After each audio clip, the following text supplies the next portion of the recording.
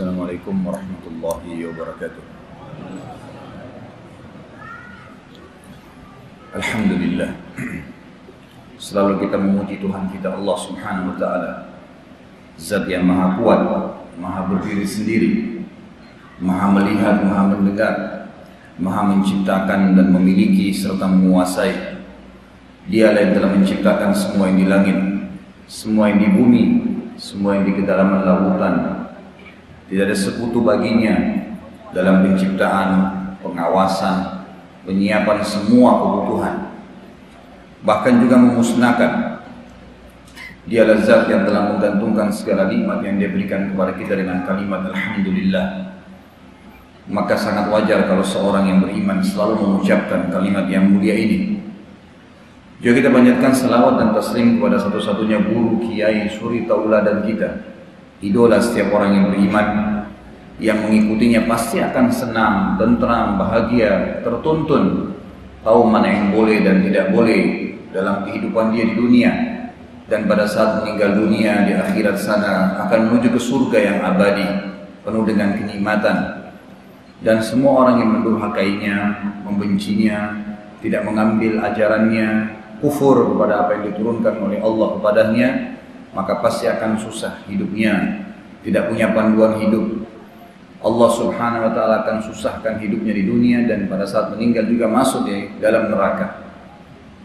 Kita dianjurkan oleh Allah sebagai Tuhan kita memberikan salam dan taslim yang banyak untuk Nabi SAW. Maka sangat wajar sebagai pengikut yang setia kita selalu mengucapkan salawat dan taslim kepada beliau. Dan kalau kita menggabungkan dua kalimat ini, kita mengatakan Alhamdulillah wassalatu wassalamu ala Rasulillah. Teman-teman sekalian, Bapak Ibu, ikhwah akhwat rahiman rahimakumullah, sore ini semoga Allah berkahi di masjid yang mulia ini. Kita akan membahas 10 pilar mempertahankan rumah tangga. Banyak di antara kaum muslimin yang belum memahami tentang pentingnya rumah tangga itu.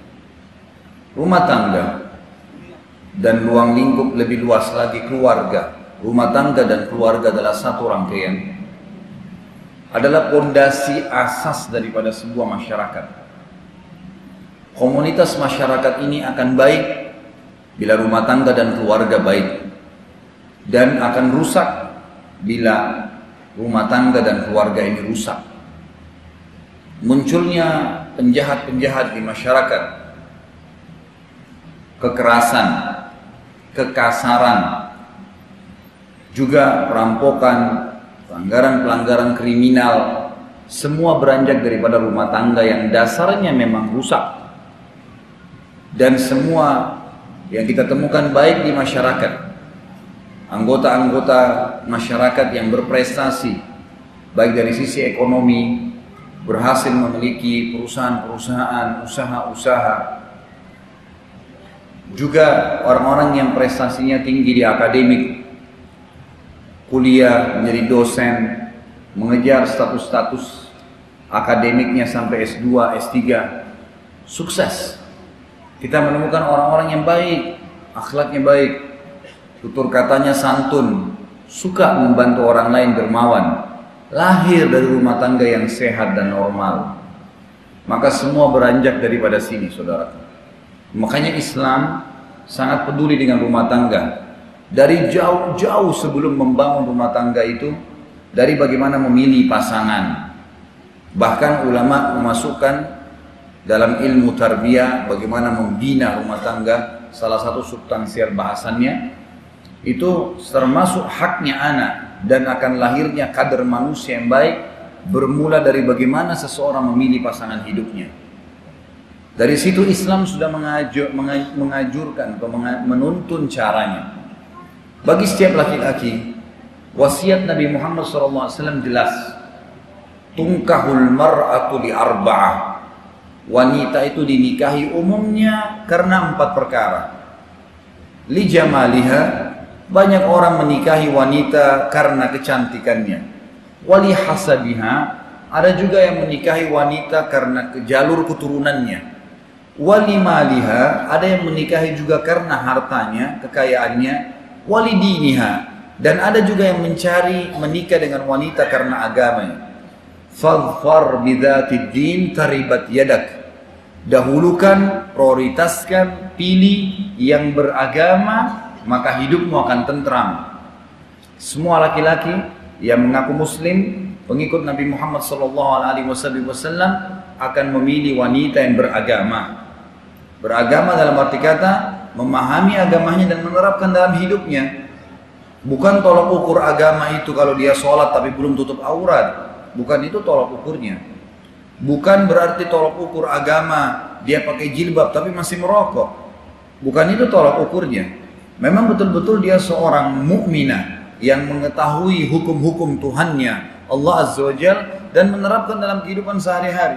Itu yang dimaksud beragama. Artinya dia menjadikan agama sebagai simbol hidupnya, panduan hidupnya, kendaraannya melalui dunia ini menuju ke akhirat. Begitu pula bagi setiap muslimah. Wasiat Nabi SAW, "Idza ja'akum man tardawna dinahu wa khuluquhu fazawwijuh.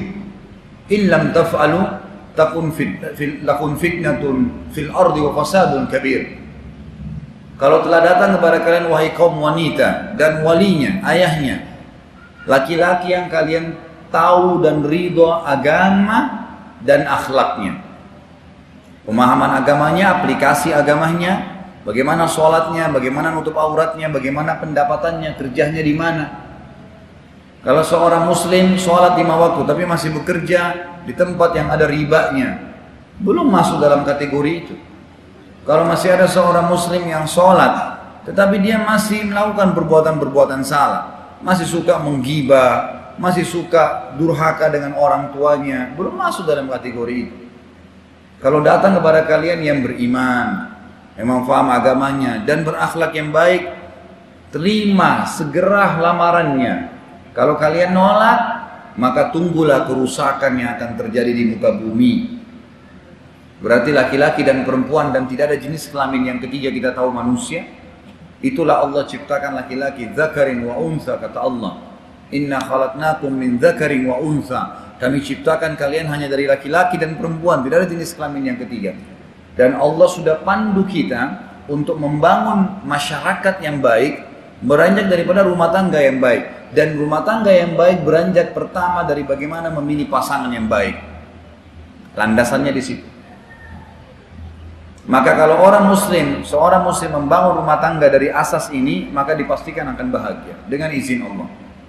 Karena yang dia dahulukan adalah agama pasangannya. Pernikahan itu sendiri, saudaraku, disebutkan oleh para ulama memiliki definisi. Dan banyak umat Islam yang tidak menangkap definisi ini. Sehingga mereka menjalankan rumah tangga, selain tidak peduli dengan pasangan yang harus beragama, juga tidak paham apa itu pernikahan. Ulama fikih sepakat mengatakan pernikahan adalah penyatuan antara dua jenis kelamin anak Adam. Penyatuan antara laki-laki dan perempuan, dan khusus anak Adam. Dari definisi ini, haram hukumnya menikah sesama jenis. Memang harus dari dua lawan jenis. Kemudian anak Adam haram hukumnya menikah dengan selain manusia. Gak boleh dengan jin, gak boleh dengan hewan. Karena banyak orang melampiaskan biologisnya kepada hewan. Orang-orang yang tidak paham agama, mereka melampiaskan dengan anjing, dengan hewan-hewan, sebagaimana kita tahu di negara-negara ateis. Islam hanya membolehkan kepada anak Adam. Berapa banyak dukun-dukun yang memang menikah sama jin-jin dan syaitan. Akhirnya mereka melanggar definisi nikah itu sendiri. Untuk atau dalam satu ikatan ritual agama. Dalam satu ikatan ritual agama maksudnya adalah ibadah. Nikah itu diniatkan ibadah. Semua rumah tangga yang tidak diniatkan ibadah, pastikan di dalamnya akan amburadul. Kalau hanya karena hawa nafsu, kalau hanya karena disuruh oleh orang tua, kalau hanya karena teman-temannya semua sudah menikah, maka yang seperti ini rapuh sekali rumah tangganya. Tapi kalau karena ibadah, Semua konsekuensi yang akan kita laluin kita siap. Saya kasih contoh. Orang kalau pergi haji, niatnya ibadah. Haji memang 6 hari saja. Tapi haji penuh dengan keletihan. Panasnya cuaca, ya, padatnya jalanan, macetnya orang. Kita tahu seperti kasus kemarin ada tertimpa musibah. Maka ada jemaah haji yang meninggal dunia. Kadang-kadang pengen sekali air es, air dingin, tidak ada. Adanya air biasa. Dan kita harus beraktivitas. Jumroh lah, tawaf lah. Walaupun dalam kondisi capek. Tapi subhanallah, adakah jemaah haji yang niatnya ibadah, begitu pulang ditanya, kamu mau haji lagi? Dia bilang tidak. Gak pernah ada. Walaupun capek, walaupun letih. Mereka malah berdoa kepada Allah, mudah-mudahan bisa haji lagi tahun depan. Kok bisa? Karena orang kalau niat ibadah, dia siap menghadapi semua konsekuensinya. Begitu pula rumah tangga. Teman-teman yang hadir di sini, memang materi yang saya sampaikan sore ini sebenarnya adalah materi orang yang sudah berumah tangga. Jadi memang bagaimana mempertahankan rumah tangga yang sudah ada ini. Harus ada pilar-pilarnya. Bangunan supaya kokoh, ada tiang-tiangnya. Maka tiang-tiang ini harus ada. Ada orang subhanallah berumah tangga sudah 10 tahun, 5 tahun, 10 tahun, ada yang sampai 30 tahun, muncul kejenuhan dalam rumah tangga. Bagaimana caranya? Supaya hilang kejenuhan tersebut, supaya terus semangat menjalankan bahtera rumah tangga, supaya bisa mempertahankannya, kita butuh 10 pilar tadi. Saya kembali kepada definisi dulu. Pernikahan adalah penyatuan antara dua jenis, ya, kelamin atau dua lawan jenis anak Adam dalam satu ikatan ritual agama untuk menghalalkan hubungan biologis. Memang pernikahan teman-teman sekalian asasnya 50%-nya adalah biologis. 50%. Memang menikah karena ingin memenuhi kebutuhan itu. Karena Allah Subhanahu wa taala mengatakan dalam Al-Qur'an, A'udzubillahi minasyaitonirrajim. Bismillahirrahmanirrahim. Zuina lin-nasi hubbus syahawati minan nisa. Al-ayat. Allah mengatakan telah dihiasi pada diri laki-laki atau manusia, masuk dalam di sini juga perempuan sama. Hubbus syahawat, rasa suka yang diikuti dengan syahwat. Kita butuh untuk melihat tatap-tatapan, ngobrol, ciuman, sentuhan, bahkan meletakkan kemaluan di kemaluan. Tapi Allah Azza wa Jalla mengajarkan caranya sebagai pencipta hanya dengan akad nikah. Akad nikah saya sudah jelaskan semalam, subhanallah, di pertemuan kita hanya 10 menit. Wali cuma mengatakan kepada calon anak mantunya, saya nikahkan kamu dengan anak saya si fulana binti fulana dengan mas kawinin. Kalau dia mengatakan saya terima, nikahnya sah. 2 saksi, ada mahar, jelas hukum-hukum syar'inya. Setelah itu mereka berhubungan biologis. Dan perbedaan jauh antara orang zina melampiaskan biologis dengan cara yang diharamkan oleh Allah Azza wa Jalla dan nikah yang cara biologis yang Allah halalkan. Zina akan mendapatkan dosa besar, berat, masuk dalam 7 atau 10, 7 dosa besar yang membinasakan. Zina ini. Setelah syirik kepada Allah, durhaka dengan orang tua, sihir, masuk diantaranya zina, minum khamar, kesaksian palsu. Tapi zina masuk dari 7 dosa besar, ya, yang membinasakan orang. Padahal dia butuh untuk itu, dia butuh biologis. Allah Azza wa Jalla ajar caranya. Setelah akad nikah 10 menit teman-teman sekalian, apa yang terjadi? Dimotivasi oleh Nabi SAW untuk memperbanyak biologis. Melampiaskan memang di situ. Kata Nabi SAW dalam hadis Bukhari, fi bid'i ahadikum sadaqah. Di kemaluan kalian ada pahala yang besar sekali. Sahabat penasaran mengatakan, ya Rasulullah, wahai utusan Allah, ayati ahaduna ahlahu walahu fihi ajr. Apakah seseorang di antara kami menikmati istrinya, biologis dia rasakan kenikmatan, plus lagi tambah pahala yang besar? Kata Nabi SAW apa? Guru dan kiai kita sudah mengajarkan, ara'aitum law wada'tumuhu fil haram alakumul wizr. Tidakkah kalian lihat kalau kalian letakkan kemaluan kalian pada yang haram, kalian dapat dosa yang besar? Zina? Kata para sahabat, bala ya Rasulullah, benar wahai urusan Allah. Lalu kata Nabi SAW, wa kadzalika fil halal. Begitu pula kalau kalian letakkan pada yang halal. Sampai Abdullah bin Umar radhiyallahu anhuma beliau saking mengertinya tentang besarnya pahala pada saat hubungan biologis dengan pasangan yang halal, dan juga itu bisa meredam syahwat-syahwat yang haram di luar rumah, maka beliau setelah buka puasa makan kurma dengan air putih dan pergi sholat maghrib, pulang berhubungan biologis dengan istrinya. Dan Nabi SAW sudah jujur dengan penyampaiannya, man tazawwaja faqad dhamina nisfa dinahu falyattaqillaha fi nisfil baqi. Siapa yang telah menikah, dia telah menyelamatkan setengah agamanya, maka dia tinggal menjaga setengah yang tersisa. Maka poin ini penting untuk difahamin, artinya mudahkan pernikahan itu, jalankan, jangan persulit. Nanti akan saya jelaskan juga beberapa poin berhubungan dengan masalah tersebut, tapi sekarang saya coba ingatkan bagi bapak-bapak dan ibu-ibu di sini yang sudah punya anak, jangan pernah mematok pernikahan anak kita dengan harusnya selesai kuliah, harusnya sudah punya gaji, harusnya sudah kembangin usaha. Tapi yang jadi patokan, dia sudah butuh atau belum.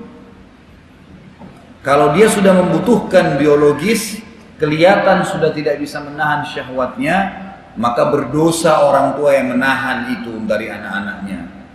Banyak mahasiswa di kampus yang mengeluh sama saya, Ustadz, saya sudah mulai ikut pengajian sunnah, sudah mulai faham agama, dan saya coba menjauhi hal-hal yang haram, tapi di kampus saya fitnahnya besar sekali, luar biasa, terganggu. Di mana-mana perempuan interaksi, bertanya, terbuka auratnya, pakai dandanan yang luar biasa, badannya wangi, mengganggu. Saya sampaikan kepada orang tua saya untuk saya menikah, dikatakan terlalu cepat, kamu masih baru tingkat 1 kuliah, tunggu dulu sampai selesai kuliah. Maka bagaimana menghadapinya sementara saya sudah terganggu dengan syahwat dan harus menunggu 3 tahun. Belum kalau selesai sarjana orang tuanya mengatakan lamar kerja dulu. Mungkin setahun butuh untuk mendapatkan kerjaan. Berarti 4 tahun dan 5 tahun dia harus sabar untuk meredam itu. Apakah ada jaminan dia masih bisa hidup sampai akhir kuliahnya nanti? Ada jaminan nggak dia tidak terjerumus dalam dosa? Sementara ada jaminan sebaliknya bagi orang tua yang menikahkan anaknya. Ya, kata anak, terutama anak perempuan, kata Nabi SAW, siapa yang memiliki anak perempuan dan dia didik dengan cara baik dan sampai dia menikah, maka dijamin baginya surga. Mudahkan pernikahan, jangan dipersulit.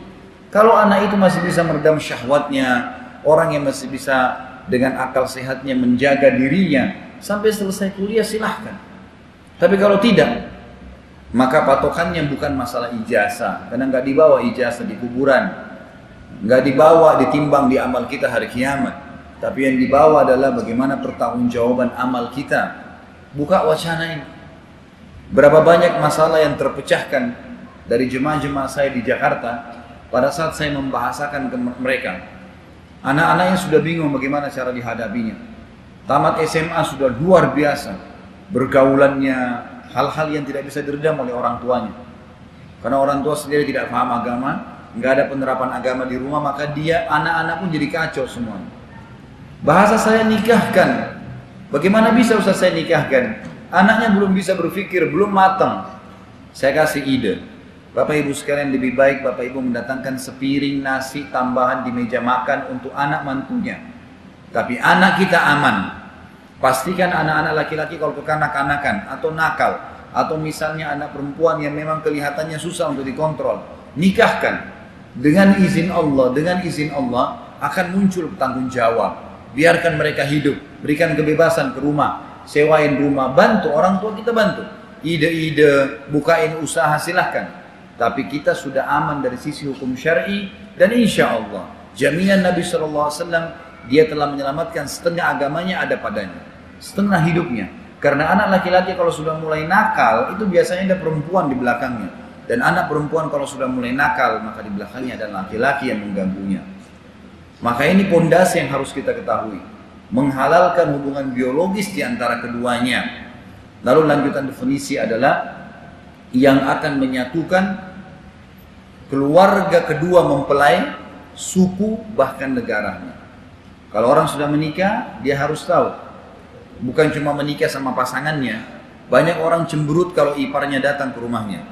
Tidak mau bertemu dengan mertuanya. Tidak mau silaturahim dengan mereka. Ini bagaimana caranya? Kita menikah dengan pasangan kita, dia sudah punya saudara sebelumnya. Dia sudah punya ibu dan ayah. Dia punya paman dan tante. Dan itu adalah rahim. Hubungan rahim. Diharamkan dalam agama Islam untuk memutus hubungan persaudaraan dan darah dengan mereka. Bagaimana Anda tidak mau adik ipar Anda, saudari Anda ya, datang, atau saudari pasangan Anda untuk datang, atau saudara pasangan Anda untuk datang? Kecuali kalau yang bukan ya, berhubungan dengan masalah atau ada hal-hal yang dikhawatirkan haram.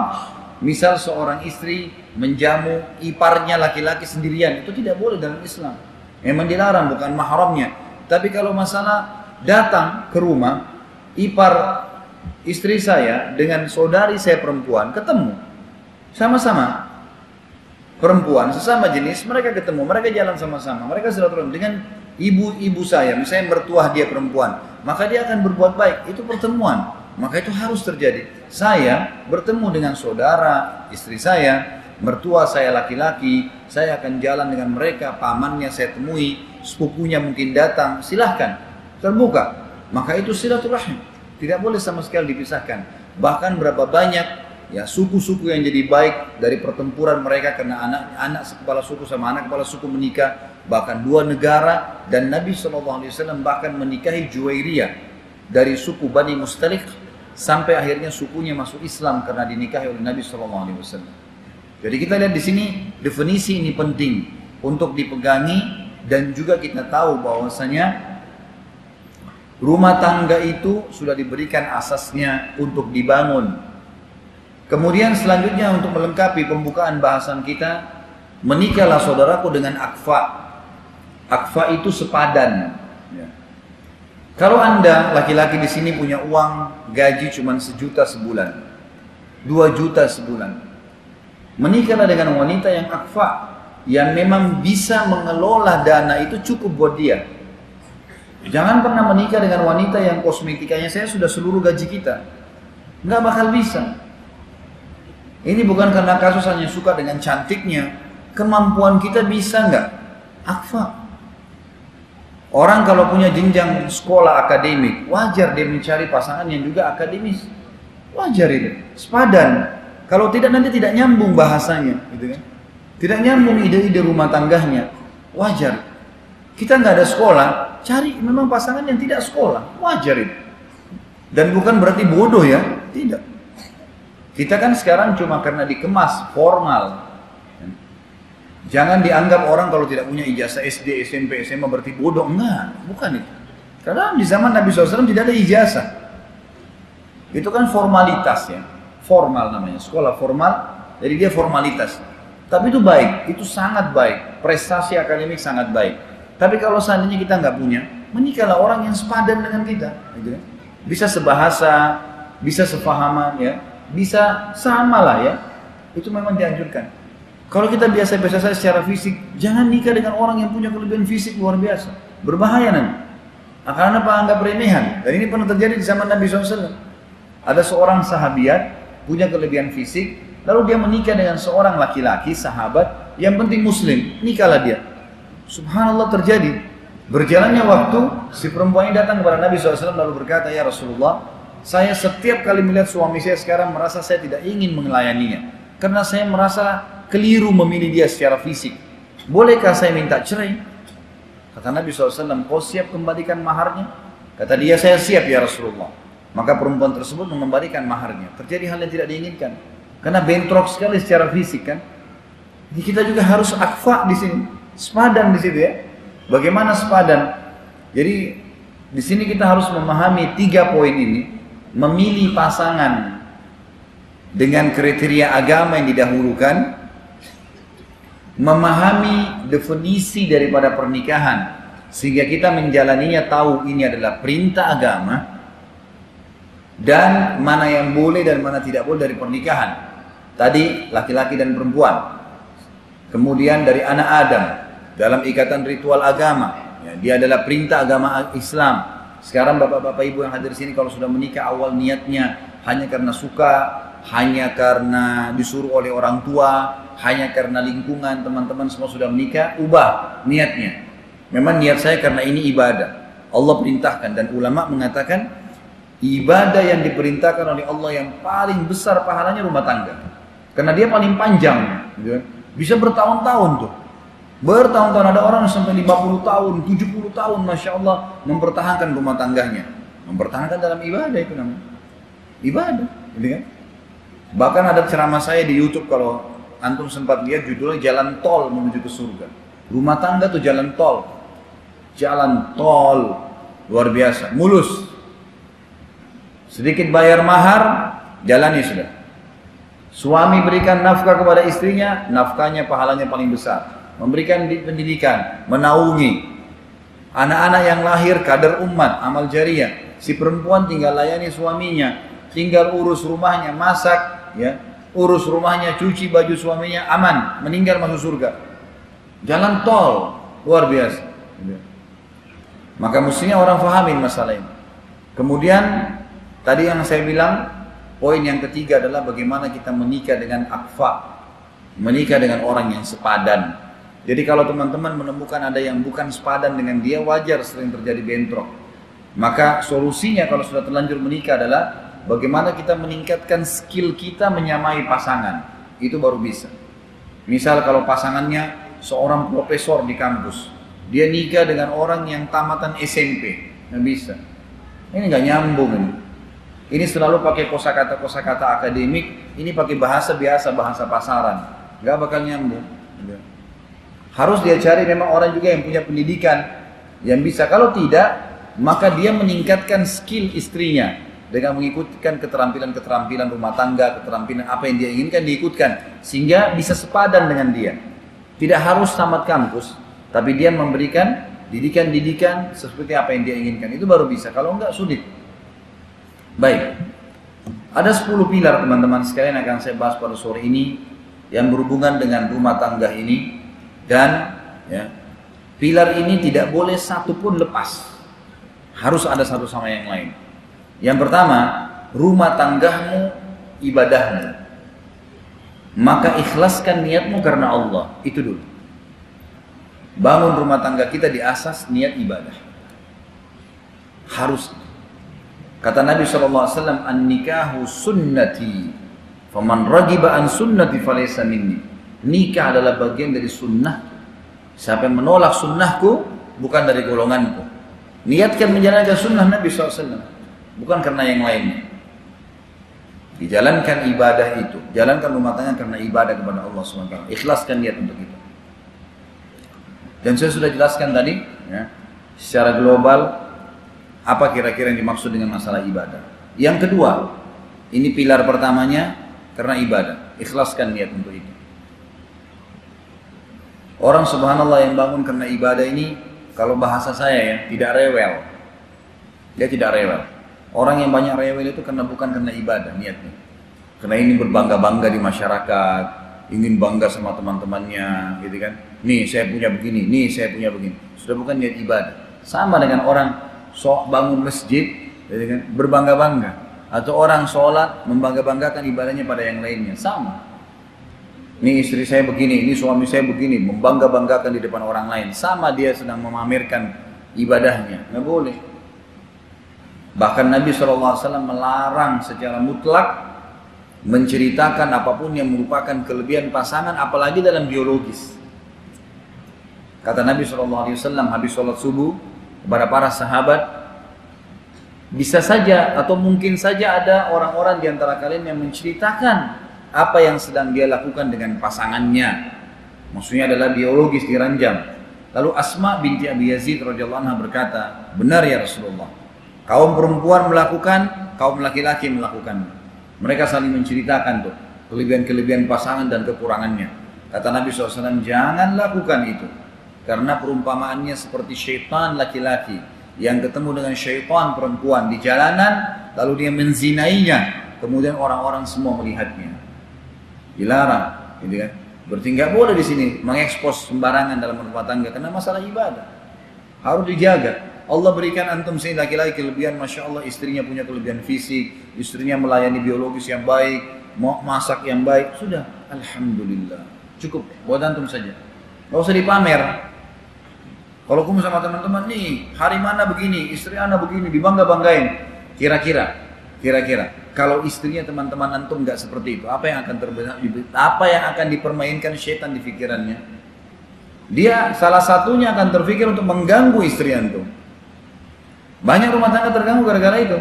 Dia nggak sadar suaminya suka ceritain, akhirnya orang lain tertarik ganggu istrinya. Mulai telepon, mulai berusaha begini. Dari cerita suaminya diputar sedemikian rupa dengan cara syaitan. Akhirnya tergodalah si istri tadi, ribut dengan suaminya, cerai nikah sama laki-laki ini.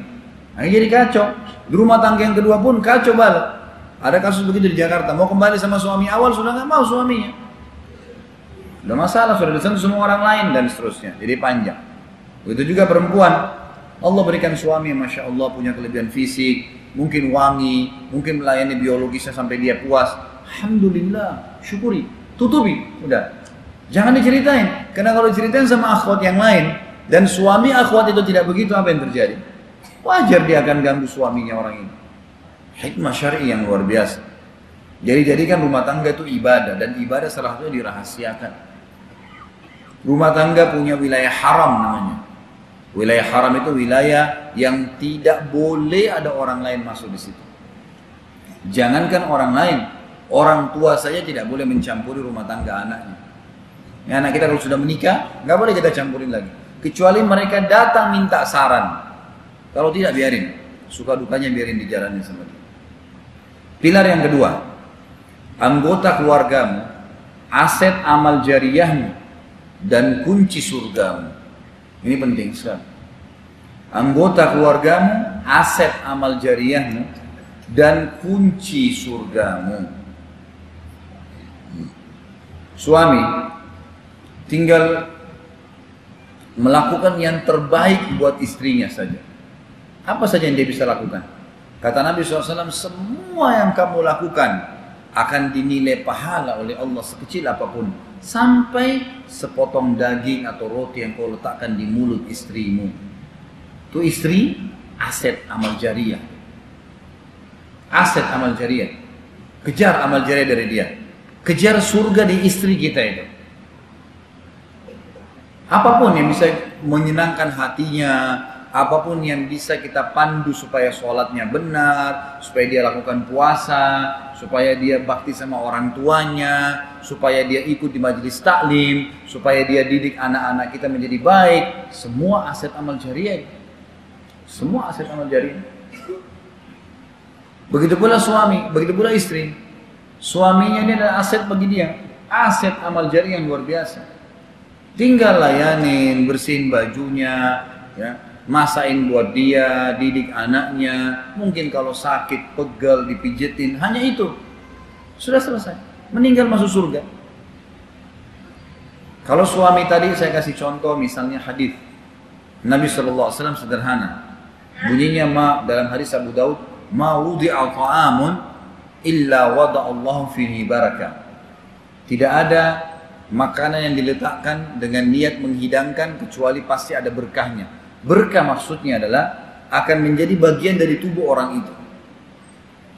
Jadi sebenarnya kita ini pada saat memberikan makan kepada istri kita dan anak kita dan anggota keluarga ya, orang tua, keponakan, siapalah ya, pokoknya anggota keluarga, bukan cuma istri sama anak atau suami.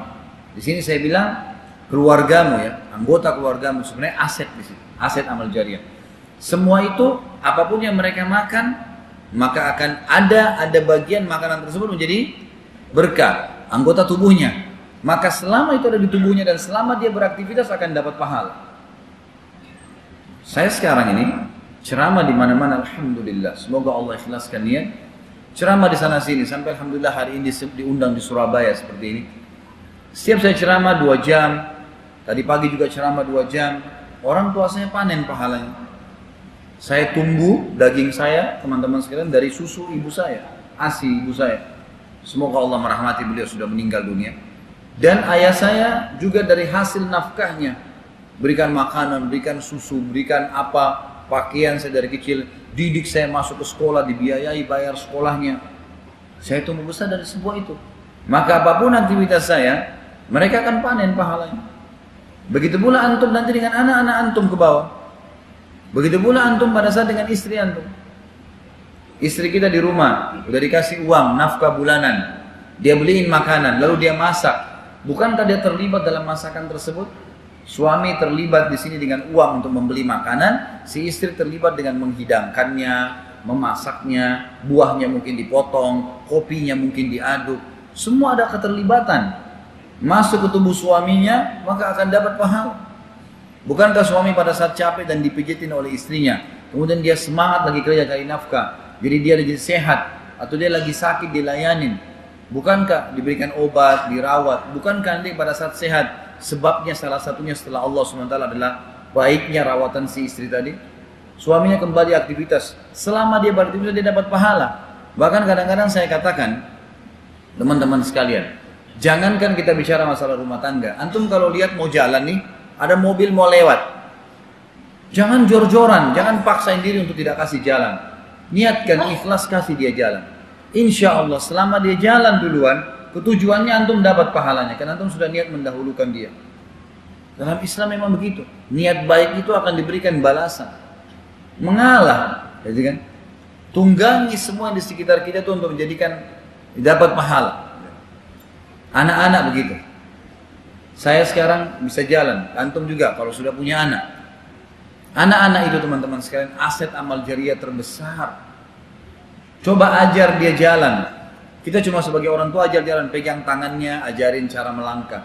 Selama dia bisa jalan, antum dapat pahalanya. Ajarin kata-kata yang baik, obrolan, sebutin nama Allah, ajarin Al-Quran, kita dapat pahalanya. Terlalu banyak, dalam rumah tangga itu luar biasa. Betul-betul semuanya bisa menjadi aset amal jariah. Cuma ini banyak orang tidak renungi. Berapa banyak orang tua yang membiarkan anaknya terus diurus oleh pembantunya.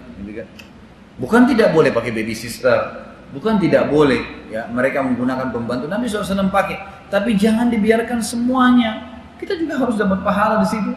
Mengkhayal anaknya mau hafal Quran tapi yang besarin adalah pembantunya, yang baca Quran aja tidak bisa, nggak mungkin lah.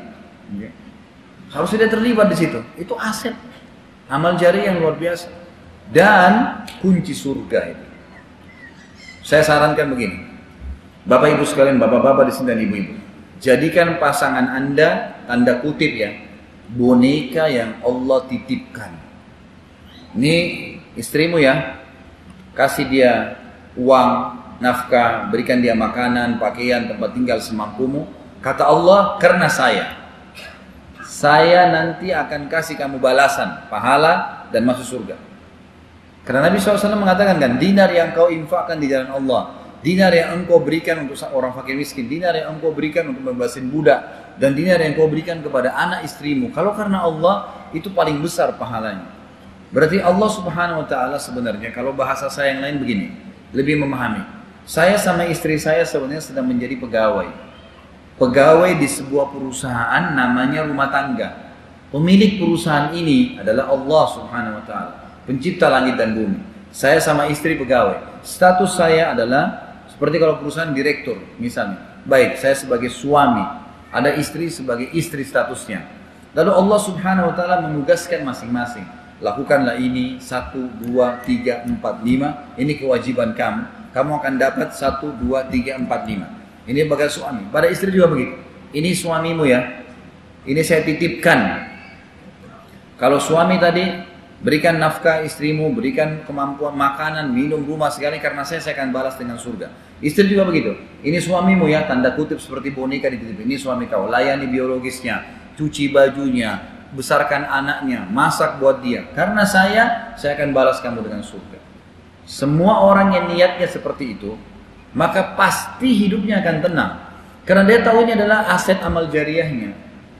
Ada sesuatu yang didapatkan untuk akhirat di situ. Nggak ada kejenuhan. Karena kalau kita mau pakai akal manusia, kita akan masa bodoh. Saya setengah mati banting tulang. Kalau sebagai laki-laki yang tidak punya iman, seseorang akan mengatakan, saya setengah mati kerja banting tulang, bangun usaha. Ada orang-orang begitu, Masya Allah, sebelum menikah sudah luar biasa prestasinya. Sudah kaya raya. Ya, kemudian dia tiba-tiba menikah dengan seorang wanita yang tidak dikenal sebelumnya. Diwajibkan bagi dia untuk memberikan hasil keringatnya, nafkah. Kalau mau pakai akal manusia, siapa orang ini kok setengah mati saya banting tulang, kemudian tiba-tiba saya harus memberikan hasil saya kepada dia.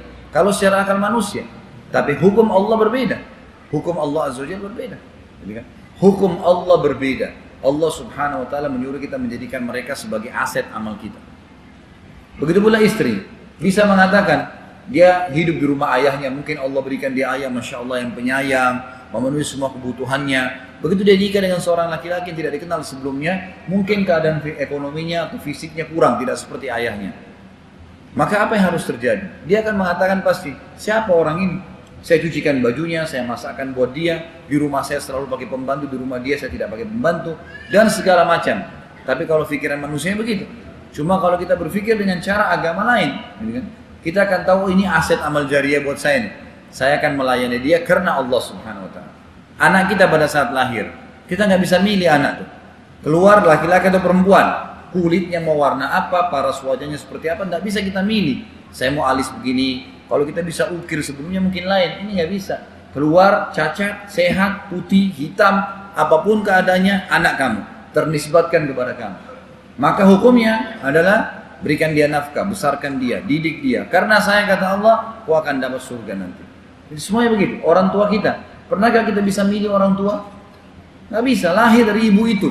Mau ibu itu pezina kah, mau ibu itu baik, mau itu jahat, lahir kita sudah dari situ. Ibumu harus kau bakti. Udah, titiknya begitu. Ayahmu ini, bagaimanapun keadaan fisiknya. Jangan sampai kita karena sudah berpendidikan tinggi, ayah kita enggak, lalu kita anggap remeh. Nggak bisa, itu ayah bakti. Nggak bisa, nggak gugur. Walaupun orang tua kita membalikkan kita pada saat kecil, tidak boleh dibalas keburukan dengan keburukan. Harus tetap kita menjadikan mereka aset amal jariah. Maka anggota keluarga kita ini memang teman-teman sekalian, pilarnya adalah aset amal jariah. Jaga itu. Harus kita jaga, kejar surga dari mereka. Pilar yang ketiga, jalankan tugas dan kewajibanmu. Kita pegawai di perusahaan, jalankan tugas dan kewajiban. Itu poinnya. Allah Azza wa Jalla telah membankan tugas dan kewajiban buat kita. Bagi suami, kewajibannya adalah yang pertama, memberikan nafkah. Apa itu nafkah? Sesuatu yang kalau tidak disiapkan dari kebutuhan, roda kehidupan tidak bisa berjalan. Misal, seorang laki-laki gajinya 2 juta atau 5 juta per bulan. Kebutuhan rumah dihitung sama dia. Sehari misalnya belanja sayur sekian, ini sekian, ini sekian, buat bayar listrik, buat ini, ya 1 juta, ini misal contoh saja. Gaji dia 2 juta, 1,5 juta keluaran rumahnya. Dia bisa kasih 1,5 juta kepada istrinya. Ini silakan jalankan. Ada kelebihan, saya kasih kamu lagi 250.000. Kelebihan ini saya kasih sebagai imbal dari saya. 250.000 saya pakai untuk kebutuhan saya. Itu boleh. Itu malah bagus, gitu kan? Tapi dia harus memberikan nafkahnya tadi. Dia berikan kewajiban itu. Allah SWT membebankan buat dia itu. Kata Nabi SAW dalam hadis Bukhari, sesungguhnya istri-istri kalian punya hak dari kalian. Yaitu, kalian harus memberikan kepada mereka nafkahnya. Makanan, minuman, pakaian semampunya. Dan kalian pun punya hak dari mereka. Mereka tidak boleh memasukkan siapapun yang kalian tidak sukai ke rumah kalian. Dan mereka kalau keluar harus izin dengan kalian. Jadi ada hak-hak dan kewajiban di sini. Kita harus tahu di sini hak istri kita yang pertama dari suami. Suami berarti itu kewajiban dia adalah memberikan nafkah. Ini tidak boleh dibengkalaikan. Cukup hadis Nabi SAW yang berbunyi kafa lil mar'i ithman ayyutayyi'a may yaqutu. Cukuplah dosa yang amat berat bagi seseorang yang sengaja membengkalaikan kewajibannya. Jadi nggak boleh. Nafkah itu harus diberikan atau dia melalaikan siapa yang telah diwajibkan baginya untuk dia nafkahi. Yang kedua, bermuamalah dengan baik. Namanya muasyarah bil ma'ruf. Harus kita bergaul dengan baik. Perempuan punya perasaan. Maka laki-laki harus menunggangi keadaan itu untuk memperbaiki keadaan dengan dia. Jadi dia tidak boleh memperlakukan seperti mau laki-laki. Dia harus memberikan muasyarah bil ma'ruf. Kata para ulama tafsir, ayat Al-Quran yang berbunyi wa ashiruhunna bil ma'ruf dalam surah An-Nisa, dan gaulilah mereka dengan cara yang baik, kata Ibnu Abbas adalah tutur kata yang santun, tatapan mata yang sayu penuh kasih sayang, rangkulan dan elusan yang baik. Bahkan kalau dia mau berbiologis maka dia merayunya dengan kata-kata yang baik dan dia berdandan dengan cara baik sesuai dengan kelaki-lakiannya. Bahkan beliau mengatakan, aku suka berdandan untuk istriku sebagaimana aku ingin dia berdandan untukku. Maksudnya seperti laki-laki. Banyak laki-laki egois tuh. Dia mau istrinya wangi, mandi kalau berhubungan biologis, tapi dia sendiri masih baunya luar biasa. Bau kerbau masuk ke rumah gitu kan. Baru kamu harus layani saya. Wah, ini lucu ini kan. Pokoknya kamu nggak boleh nolak, kamu nolak dilaknat oleh malaikat. Ini biologis apa ini? Gitu kan. Maka dia layani terpaksa sambil tutup hidung, susah nafas gitu kan. Apa boleh buat suaminya begitu? Maksudnya nggak boleh. Ashiruhunna bil ma'ruf. Kita harus tampil, kalau kita merasa bangga tampil di depan orang-orang dengan pakaian yang bagus, dengan wangi, maka kita harus tampil di pasangan kita seperti itu. Harusnya, gitu kan? Saya punya pengalaman pribadi, saya bilang sama istri saya, ini uang, saya kasih uang. Kalau ada pakaian yang kamu suka untuk dipakai oleh seorang laki-laki, beliin, silahkan. Nanti saya pakai, khusus sama kamu saja. Saya berdua di rumah, di kamar, pakai baju yang dia suka. Mungkin warna hitam, mungkin begini, mungkin yang seperti ini. Sehingga dia memang tertutupi dari pelanggaran-pelanggaran syar'i di luar rumah, gitu kan. Walaupun saya pada saat tugas, saya dakwah, saya punya pakaian tersendiri. Itu bukan istri saya yang atur. Tapi kalau untuk dia di rumah, di kamar yang dia senang, maka saya beli. Saya pribadi, teman-teman sekalian, bukan aib. Saya membeli pakaian yang saya suka untuk istri saya. Apa yang saya suka dari wanita, yang saya anggap itu akan menggoda saya atau akan membuat saya suka dengan lawan jenis, saya beli. Saya suka warna tertentu, bahkan pakaian tidurnya pun saya yang pilihkan. Saya kasih ini pakai karena saya suka ini. Dan saya rasakan manfaatnya besar sekali. Pada saat saya lihat dia pakai, saya merasa sudah cukup. Apapun subhanallah di luar rumah tidak pernah mempengaruhi saya. Tidak pernah sama sekali. Nggak ada efeknya, gitu kan? Karena apa yang di luar itu di rumah saya sudah ada. Oh ya, alhamdulillah tidak ada sesuatu. Ini contoh saja. Jadi bagaimana kita muasyarah bil ma'ruf ini dengan cara yang baik, dengan cara yang santun. Nabi SAW selalu kalau masuk rumah atau keluar rumah selalu menciumi, mengecup istrinya. Itu hadis sahih, gitu kan? Nabi SAW selalu kalau masuk rumah menggunakan siwak sehingga menjaga bau mulutnya. Mungkin kita sekarang bisa pakai mouthwash. Masuk rumah, kita masuk kamar mandi, kumur-kumur dulu, atau kita sikat gigi, kemudian baru kita duduk dengan istri, atau bahkan kita mesti mandi dulu, pamit dengan dia baik-baik, gitu kan? Saking pentingnya menjaga ini sampai dalam agama Islam dibolehkan berbohong, khusus poin itu ya, khusus poin itu. Kata Nabi SAW boleh berbohong di 3 hal, gitu kan? Yang pertama adalah pada saat ditangkap oleh musuh di medan perang, ditanya berapa jumlah pasukan Islam, ada 5.000, kita bisa bilang 50.000. Yang kedua memperbaiki 2 orang yang sedang bertengkar, islahu dzatu bayyin. Dan yang ketiga adalah pujian suami atau istri kepada pasangannya. Pujiannya, misal dibolehkan saking pentingnya menjaga keharmonisan ini, kalau misalnya seorang suami dia melihat istrinya waktu dia pulang rumah lagi cuci baju misalnya, dalam kondisi keringatan, penampilannya kurang bagus gitu kan, maka dia bisa datang ke sana, mungkin dia mau ajak berhubungan biologis, maka dia bisa mengatakan, Masya Allah, belum mandi aja sudah begini, cantiknya. Bagaimana kalau sudah mandi? Misal. Itu insya Allah tanpa disuruh diambil handuk langsung masuk kamar mandi. Tapi kalau kita lihat dari jauh, wah berantakan betul kamu ya. Lain kali kalau saya pulang kamu harus sudah siap. Wah ini militer ini, gitu. Bukan rumah tangga. Gitu. Sama istri juga begitu. Mungkin suaminya pulang kantor, keringatan, dia sudah wangi, sudah dandan. Begitu buka pintu, nggak enak bawa badannya. Wah masya Allah gagahnya suamiku. Baru pulang kantor aja gini, kalau sudah mandi pasti lebih gagah. Pasti dia mandi dong, gitu kan? Dia lari kamar mandi, dia mandi bersih, gitu kan? Tapi kalau bau sana pergi, nah, ini kan jadi masalah. Ada muasyarah bil ma'ruf, bagaimana orang ma'ruf. Umar bin Khattab juga mengatakan kepada kita kalimat yang mulia.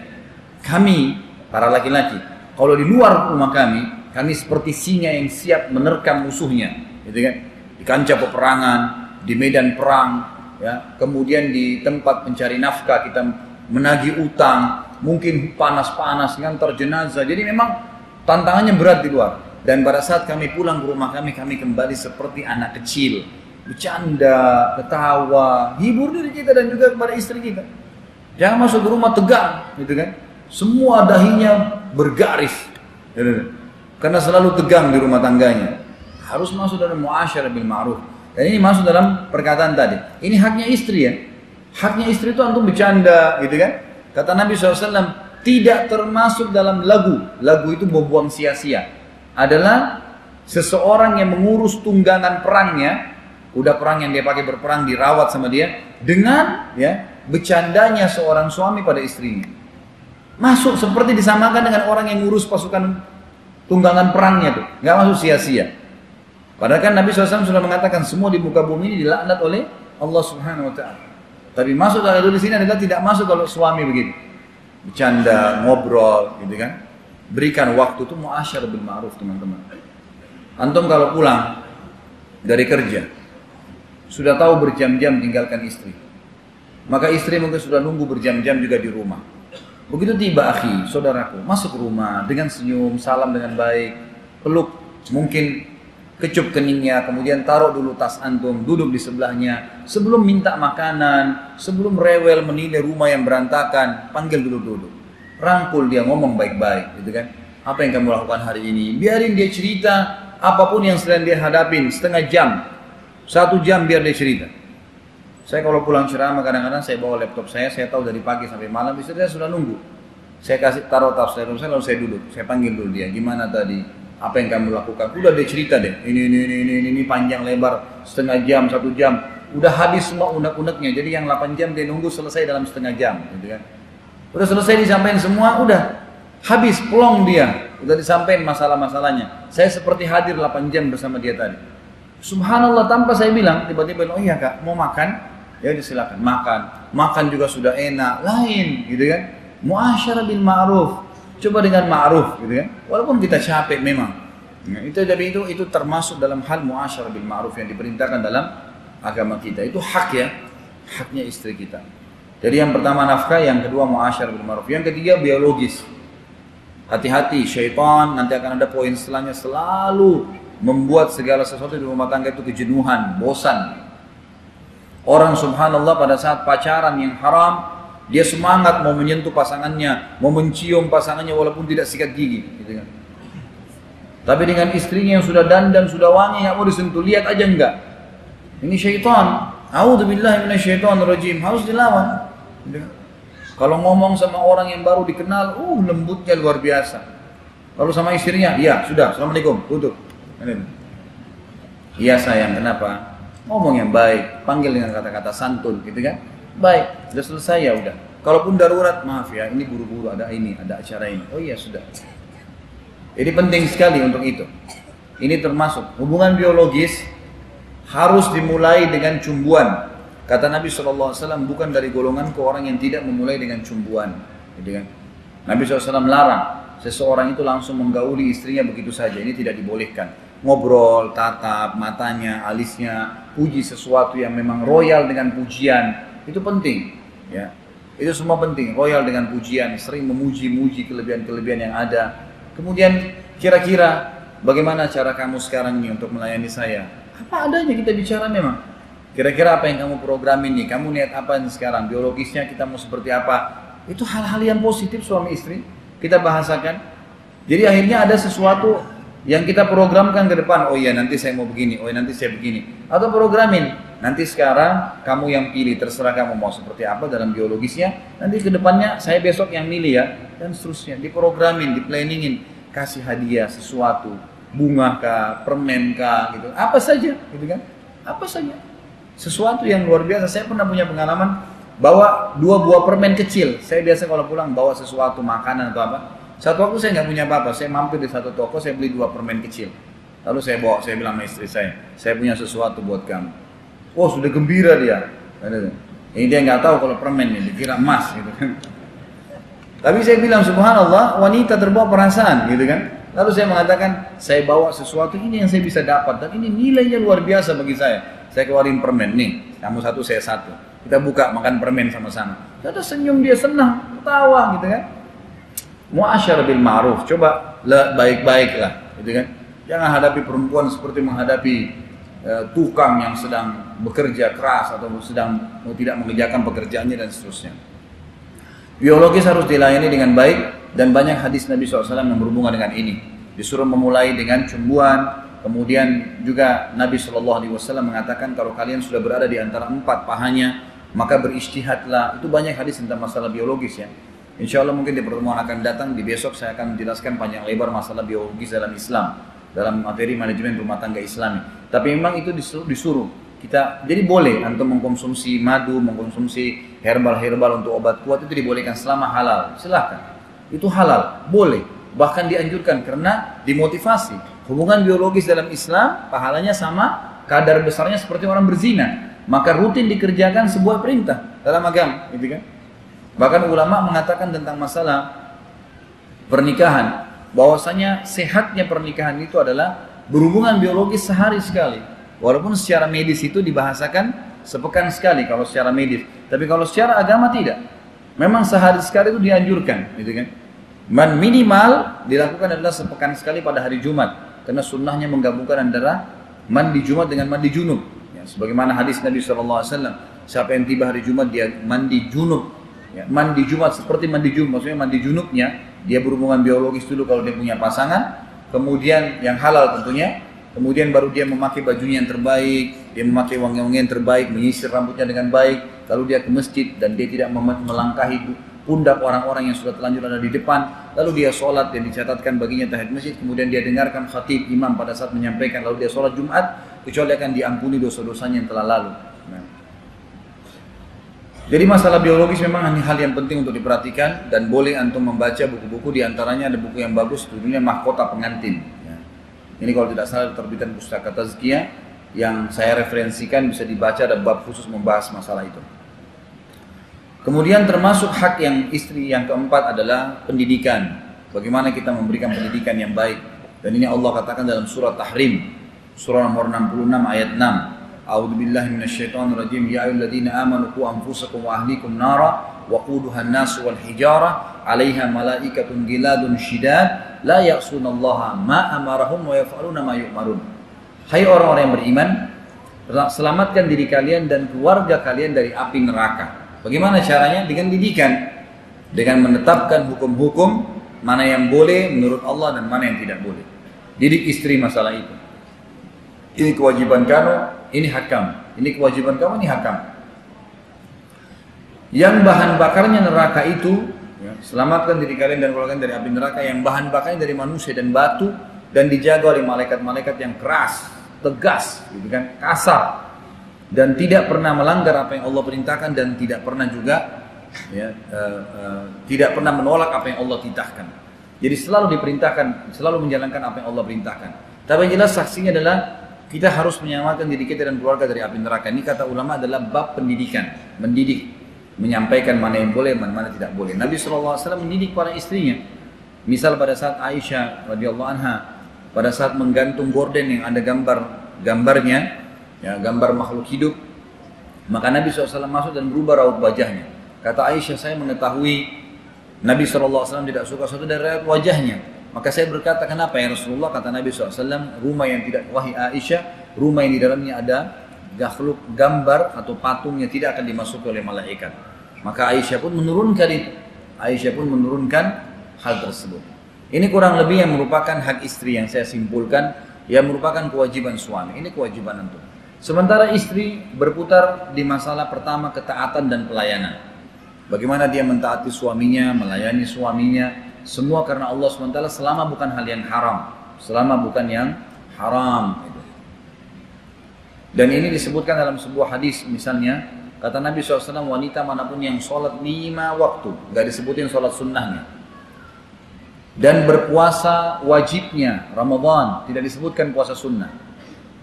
Dan melayani juga mentaati suaminya pada hal yang ma'ruf yang diperintahkan. Kecuali pada saat dia meninggal, dia akan masuk dari 8 pintu surga, dia boleh pilih yang mana dia mau masuk. Hadis yang lain riwayat Muslim, wanita manapun yang meninggal dunia sementara suaminya ridha, dijamin masuk surga. Ridha artinya merasa kehilangan karena selama hidup selalu dilayani. Jadi saran saya kepada akhwat, jangan sampai anda meninggal, suami anda mengatakan Alhamdulillah. Jadi bagaimana supaya dia merasa kehilangan? Selama hidup memang pelayanan dan orang pasti akan merasakan itu. Sedikit meluangkan waktu karena Allah, maka akan sangat luar biasa. Masak, ya, siapin segala-galanya, itu pahalanya sangat besar. Pahalanya sangat besar. Renungilah hadis Nabi SAW yang berbunyi, ada seorang sahabat Nabi pernah datang kepada Nabi SAW dan berkata, "Ya Rasulullah, selesai sholat, saya utusan semua wanita dari Madinah. Di Madinah ini semuanya saya utusannya." Maka dia berkata, "Bolehkah saya bertanya ya Rasulullah? Ada undek-undek nih dari kaum wanita yang mau disampaikan." Kata Nabi SAW, "Silahkan." Apa kata perempuan ini? "Kalian kaum laki-laki sholat berjamaah di masjid." Perempuan kan tidak wajib sholat berjamaah di masjid. "Ngantar jenazah." Perempuan tidak ada kewajiban antar jenazah. Sementara itu ada pahalanya sendiri. "Kemudian kalian mencari nafkah buat kami." Mencari nafkah juga pahalanya besar. Gitu kan? Kalau ngantar jenazah tadi kata Nabi SAW, siapa yang sholat di jenazah dapat 1 kirot, 1 gunung pahala. Yang ngantar jenazah sampai selesai dimakamkan 1 kirot, 1 gunung lagi. Perempuan tidak ada kewajiban untuk itu. Kalian sholat berjamaah di masjid. Kita tahu kalau ke masjid setiap langkah diangkat derajat, setiap langkah yang lain diampuni dosa. Sholat berjamaah dapat 25 kali lipat, diangkat 27 derajat. Banyak sekali fadilahnya. "Kalian mencari nafkah buat kami." Katakan Nabi SAW dalam hadis Bukhari yang lain, siapa yang mencari nafkah buat keluarganya ikhlas karena Allah, sama dengan jihad di jalan Allah. Kan kalian juga ya, berjihad di jalan Allah, berperang, terbunuh mati syahid. Sementara kami perempuan mencuci baju kalian, memasak buat kalian, merawat rumah dan anak-anak kalian, gitu kan? Dan menjadi tempat syahwat kalian. Perempuan itu dikatakan dalam hadis, kata Nabi SAW, kalau seseorang wanita sedang dicorong asap rumahnya, dipanggil oleh suaminya untuk diulas, harus dia datang. Wajib dia datang. Menjadi tempat syahwat kalian. Pertanyaan saya Rasulullah, ini perempuan yang cerdas, mukminah. Dia mengatakan, pertanyaan saya Rasulullah, apakah dengan perbedaan pekerjaan tadi dan tugas itu, kita akan sama ya dari sisi pahala? Sama nggak kira-kira? Maka Nabi SAW balik ke arah sahabat-sahabat laki-laki sambil berkata, ada nggak pertanyaan dalam Islam yang lebih penting daripada ini? Para sahabat terdiam. Kata Nabi SAW balik ke arah perempuan itu, di saat perempuan lalu berkata, pulanglah dan sampaikan kepada semua wanita yang kau temui, kalau pahala kalian sama. Ternyata luar biasa. Ya. Cari nafkah sama dengan jihad bagi laki-laki, dibalas dengan orang cuci piring di rumah, cuci baju.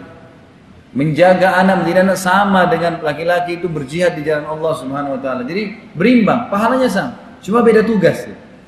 Kalau orang perempuan fahami, dia tidak akan repot-repot mencari tugasnya laki-laki di luar gitu. Seperti itulah pemahamannya. Intinya adalah wanita disuruh melayani dan mentaatinya. Kemudian yang kedua, memenuhi kebutuhan biologis suami. Kalau sudah ada suami yang suka marah-marah, emosional, gitu kan? Sering tidak memenuhi keinginan istrinya, ini masalahnya biologis nih. Bapak-bapak sini sudah tahu rahasia internalnya. Ya. Kalau biologisnya sudah terpenuhi, maka semuanya mudah. Kantongnya mudah dikorek, dia keluarin duitnya, gitu kan? Istrinya buat salah, nggak mudah marah, sudah kenyang, gitu kan? Biologisnya berbahaya. Lebih penting biologis bagi laki-laki daripada makan. Gitu. Kalau si istri tahu nih, dia selalu memenuhi kebutuhan biologis suaminya, maka luar biasa sebenarnya. Dia akan sangat membantu suaminya dalam melakukan aktivitas di luar rumah karena fitnah sangat banyak. Dan seringkali laki-laki itu, makanya sering kali. Umumnya laki-laki yang mengajak istrinya. Jarang bisa dikatakan dihitung jari istri yang mengajak. Karena suami memang kebutuhannya berbeda. Memenuhi kebutuhan biologis ini adalah sebuah kewajiban, harus gitu ya. Saya waktu nikah, saya dudukkan istri saya lalu saya sampaikan, ini kewajiban saya 1, 2, 3, 4, 5. Berarti ini hak kamu. Ini ya kewajiban kamu 1, 2, 3, 4, 5. Ini berarti hak saya. Silakan tuntut saya hakmu dan saya juga tuntut hak saya. Jadi kita bangun pondasi di situ. Maka berjalanlah rumah tangga dengan hak dan kewajiban tadi. Kebutuhan biologis. Pertama taat, patuh. Yang kedua kebutuhan biologis, gitu kan. Yang ketiga tidak melakukan ibadah-ibadah sunnah kecuali dengan izin suami. Ini termasuk haknya suami. Di antaranya puasa sunnah, gitu kan, sholat sunnah.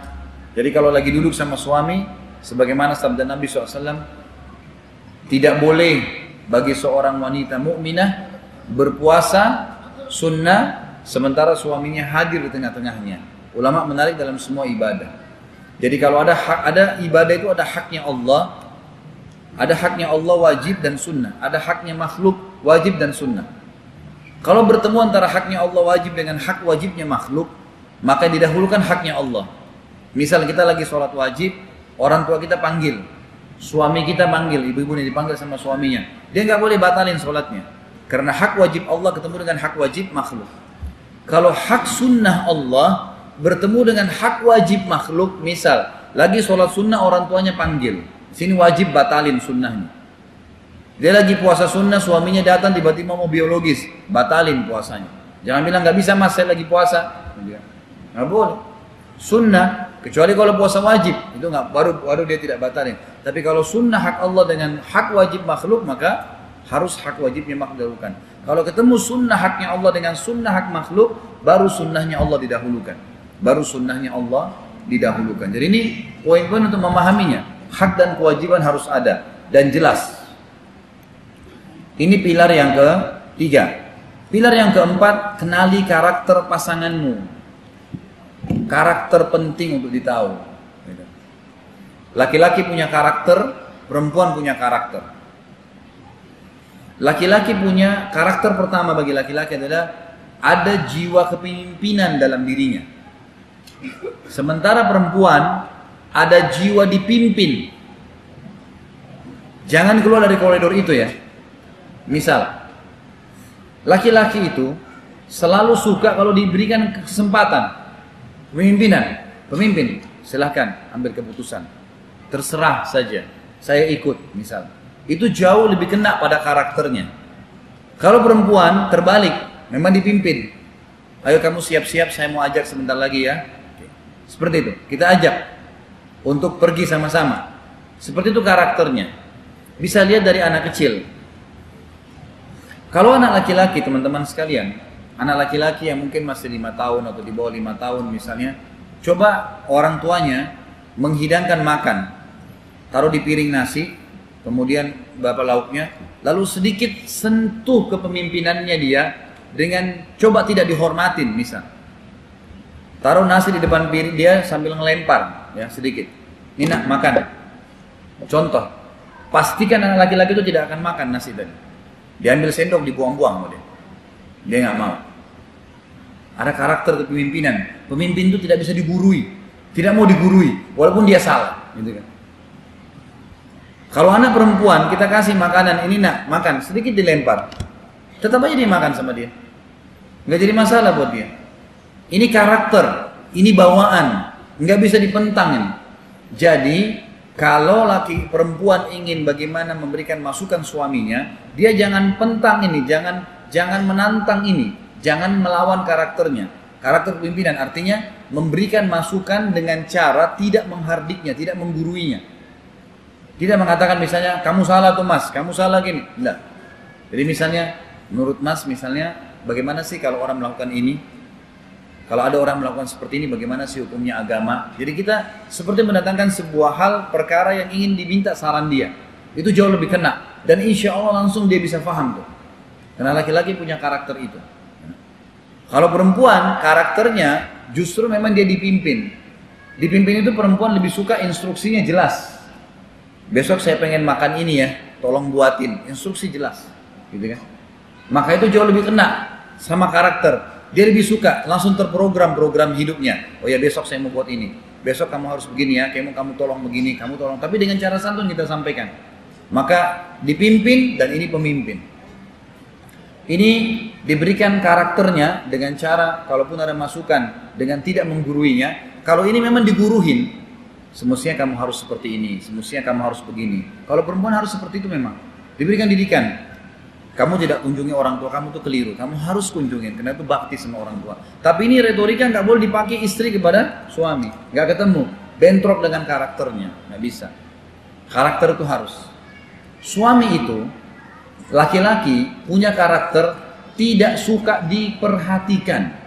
Sementara perempuan suka kalau diperhatikan. Karakter. Nggak bisa dibentrok, nggak bisa ditolak. Gitu. Fahamin karakter pasangan. Kalau laki-laki, saya yakin di sini laki-laki sama saya sepakat. Saya pun sama. Pasti kita merasa terganggu kalau setiap saat istri kita telepon. Atau mungkin ada yang lain di sini? Hah? Ada yang punya cara lain? Saya kalau dalam satu hari istri saya 5 kali telepon, saya juga marah sama dia. Kalau telepon sesuatu yang penting. Kalau telepon terus, sebenarnya dia niatnya baik, ingin perhatian, tapi kita merasa terganggu dengan pekerjaan, gitu kan? Tapi istri terbalik, istri butuh diperhatikan, maka berimbang. Istri nggak usah banyak telepon suaminya, suaminya yang harus telepon ke istrinya. Emang begitu, itu karakter. Jadi antum jangan juga karena istri nggak telepon sama sekali, nggak telepon juga. Sesuatu yang penting bagaimana, ada yang diperlukan enggak? Oke, nanti saya pulang jam sekian ya, assalamualaikum. Kita bahasakan baik-baik, gitu kan? Maka ini penting. Jadi laki-laki tidak suka diperhatikan, ibu-ibu fahamin itu. Jangan sampai terus menerus melongrong suaminya, maka itu akhirnya membuat dia jenuh dan dia tidak suka. Terbalik, laki-laki harus tahu istrinya butuh perhatian, maka harus diperhatikan, gitu kan? Harus diperhatikan. Laki-laki selalu pakai akal sehat, dia selalu pakai akal pikirannya. Perempuan itu memakai perasaannya, ini karakter, nggak bisa dilawan. Saya kasih contoh begini, kalau orang pakai akal sehat itu, seringkali tidak terbebani dengan apa yang sedang terjadi. Misal, laki-laki mau beli baju di satu toko. Baju itu misalnya dia lihat bagus nih, warnanya cocok, harganya cocok, lalu dia bilang, saya mau yang ini mas, cuma ukurannya ukurannya belum, saya mau ukuran saya XL misalnya. Dia masuk ke dalam, nah saya bilang, oh nggak ada pak, udah habis, nggak ada ukuran XL. Bapak mau pilih yang lain nggak? Kalau laki-laki ya sudah nggak apa-apa deh kalau gitu. Kalau nggak ada ya sudah, coba lihat yang lain. Kalau perempuan lain, pakai perasaan. Kalau dia lihat baju dia cocok, dia harus dapat. Dia tanya, mas ya mas ukurannya ini, saya mau warna ini. Oh nggak ada bu, kenapa nggak ada? Coba bongkar gudangnya, cari tahu. Kapan saya mau pesan? Oh panjang ceritanya ini. Karena perasaan itu. Kalau kita masuk ke rumah makan laki-laki, pengen makan pecel misalnya, pas tiba di sana habis. Antum kira-kira sebagai laki-laki beli yang lain nggak? Beli yang lain, biasa saja. Ya sudah deh, yang ada bakso mas, ya sudah bakso. Kalau perempuan nggak, kenapa habis mas? Ya, jam berapa? Kok tadi banyak pembelinya ya? Jadi panjang pertanyaan. Karena ini masalahnya perasaan, gitu kan? Kalau tadi antum sudah dapat, tidak dapat yang apa yang antum inginkan bagi laki-laki, udah biasa saja. Oh ya sudahlah, nggak ada, sudah habis sudah. Perempuan nggak, kalau nggak dapat apa yang dia inginkan karena perasaan, misalnya baju tadi nggak didapat, itu bisa 2 hari nggak tidur. Memang begitu perasaan. Nah, imbangin ini karakter nih. Si perempuan tahu suaminya selalu pakai akal sehat. Dia selalu pakai akal nih laki-laki nih. Artinya tidak terlalu jadi beban buat dia. Kalau misal suami istrinya mengatakan pas mau pulang nih, suaminya lagi pengen makan rendang misalnya, atau pengen makan sesuatu. Pulang ke rumah, dia tanya, tadi jadi masak ya? Oh iya, tapi tadi saya lupa beli rendang. Yang ada cuma tempe. Oh ya sudah, nggak apa-apa. Emang begitu laki-laki sudah, sifatnya begitu. Dia bisa mengalah di sifat-sifat seperti ini. Kalau perempuan nggak bisa. Kalau dia sudah pesan sama suaminya, beli bakso, antum beliin pecel, itu nggak dimakan. Emang udah karakter tuh. Ini mengenali karakter penting, memahami karakter. Jadi memang karakternya ada di situ, menggunakan akal dan perasaan. Maka laki-laki harus bisa menyentuh perasaan itu. Dia harus berimbang. Artinya memang apa yang diinginkan oleh istri dipenuhilah dengan dia, supaya tidak akan jadi panjang. Setan tidak menungganginya. Perempuan juga begitu. Dia berusaha memenuhi, tapi kalau tidak ada dia tahu suami itu bisa mengalah dalam masalah itu. Memahami karakter pasangan sangat penting. Laki-laki pada saat istrinya merendah di depannya, maka yang muncul kasih sayang dan naungan. Perempuan kalau laki-laki mengalah di depannya, yang ada adalah pikiran yang menganggap sudah menaklukkan suami. Beda karakter. Saya kasih contoh gini. Saya bilang sama istri saya, tapi alhamdulillah dia tidak lakukan, cuma saya bilang sama dia, dan bapak-bapak ibu di sini bisa tangkap contohnya. Saya bilang kalau saya duduk di kursi, kamu duduk di bawah. Lalu ya, saya melihat kamu duduk di situ karena kamu ingin menunjukkan kalau kamu tuh merendah di depan saya. Tahu nggak kira-kira apa kata hati saya setelah saya melihat kamu datang? Bapak-bapak sini, kalau kita lagi duduk di kursi, di rumah, di sofa, istri datang tiba-tiba duduk di sebelah, taruh teh, dia duduk di bawah. Kira-kira apa yang antum katakan dalam diri antum? Luar biasa istri saya ya, merendah dengan saya. Tanpa saya nggak kira-kira? Hah? Sefaham nggak ini? Kalau enggak perlu disunat lagi nih. Hah? Ini sudah jelas karakter ini.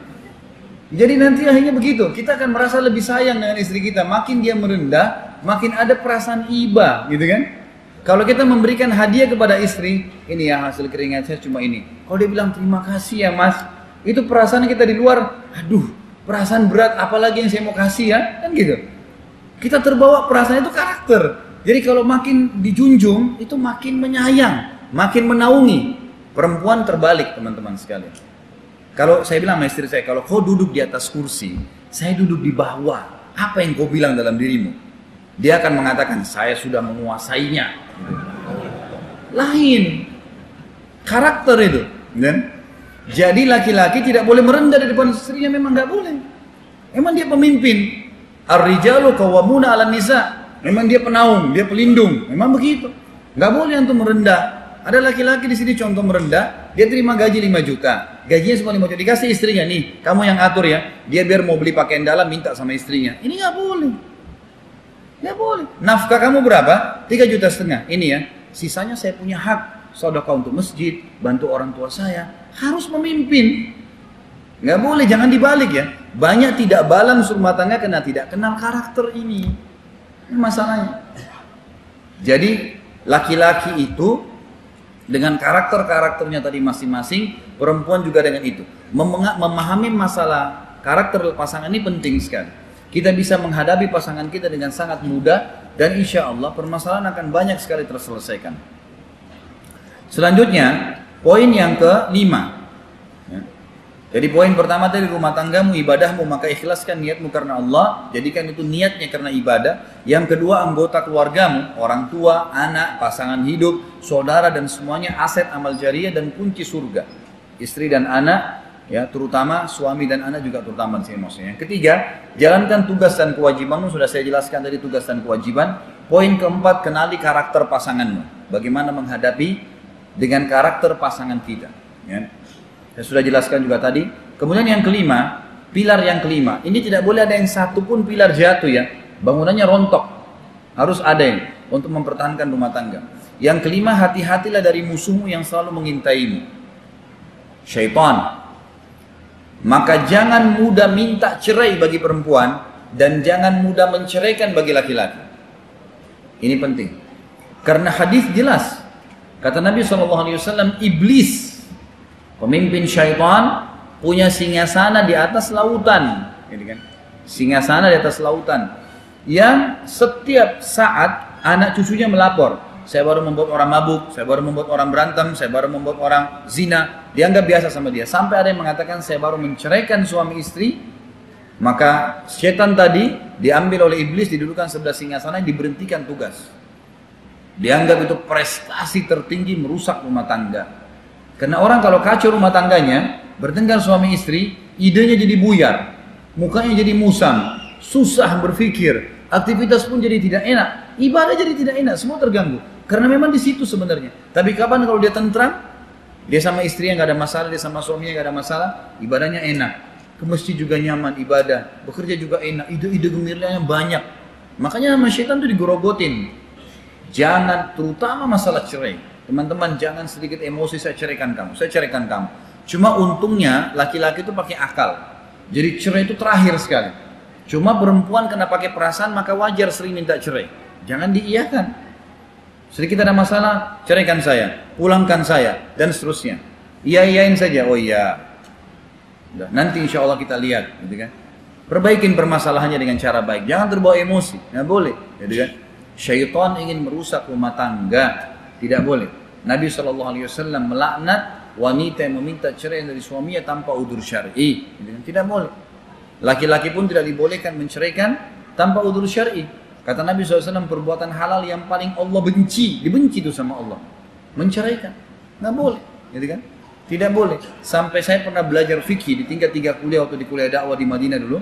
Ada dosen saya, Syekh Muhammad Syarif, kalau saya salah, beliau dulu penasihat di Mahkamah Madinah. Saya masih ingat lisannya beliau menyampaikan kepada saya bab cerai ini. Beliau mengatakan kalau ada seorang wanita lagi naik tangga, lalu suaminya bercanda mengatakan, kalau kau naik saya ceraikan, kalau kau turun saya ceraikan. Maka perempuan ini kalau dia tidak mau diceraikan, dia turun dari tengah-tengah. Nggak boleh. Makanya Nabi SAW mengatakan jangan bercanda di 3 hal. Pernikahan, perceraian, dan rujuk kembali. Nggak boleh misalnya saya mengatakan kepada seseorang muslim teman saya, nanti anak kamu jodohin sama anak saya ya. Misal, saya punya anak laki-laki, dia punya anak perempuan misalnya. Lalu dia mengatakan, oke, saya setuju. Perkataan dia, oke, saya setuju. Ini sudah mengikat anak saya sama anak dia nih. Nanti kalau dewasa mereka tidak boleh dinikahkan kecuali sudah dipamitin dulu. Pamit ya nak, dulu ayah pernah jodohin kamu sama ini, kamu mau nggak? Oh saya nggak mau ayah, baru putus. Gitu kan? Nggak boleh nih main-main. Makanya jangan mengatakan begitu. Dalam istilah fikih dikatakan wajibat, sudah terjadi tuh. Nggak boleh. Jangan bercanda. Yang kedua dalam masalah perceraian, gitu kan? Kau kalau pulang ke rumah orang tuamu saya ceraikan. Apa hubungannya ini? Dan terus terang saya heran dengan beberapa ikhwah laki-laki muslim yang cerai ini seperti barang dagangan di kaki lima gitu kan. Pokoknya kalau kau begini saya ceraikan, kalau begini saya ceraikan, kalau ini saya ceraikan. Cerai semuanya. Apa ini? Ancaman-ancaman. Kayak pasang ranjau gitu kan. Menikah untuk cerai untuk apa gitu.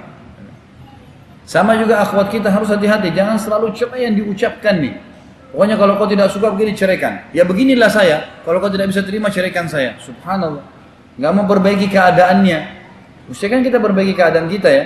Makanya rentetan pilar-pilar sebelumnya dengan cara harus meniatkan ibadah itu harus ada syarat-syarat dan rukunnya. Itu penting, gitu kan?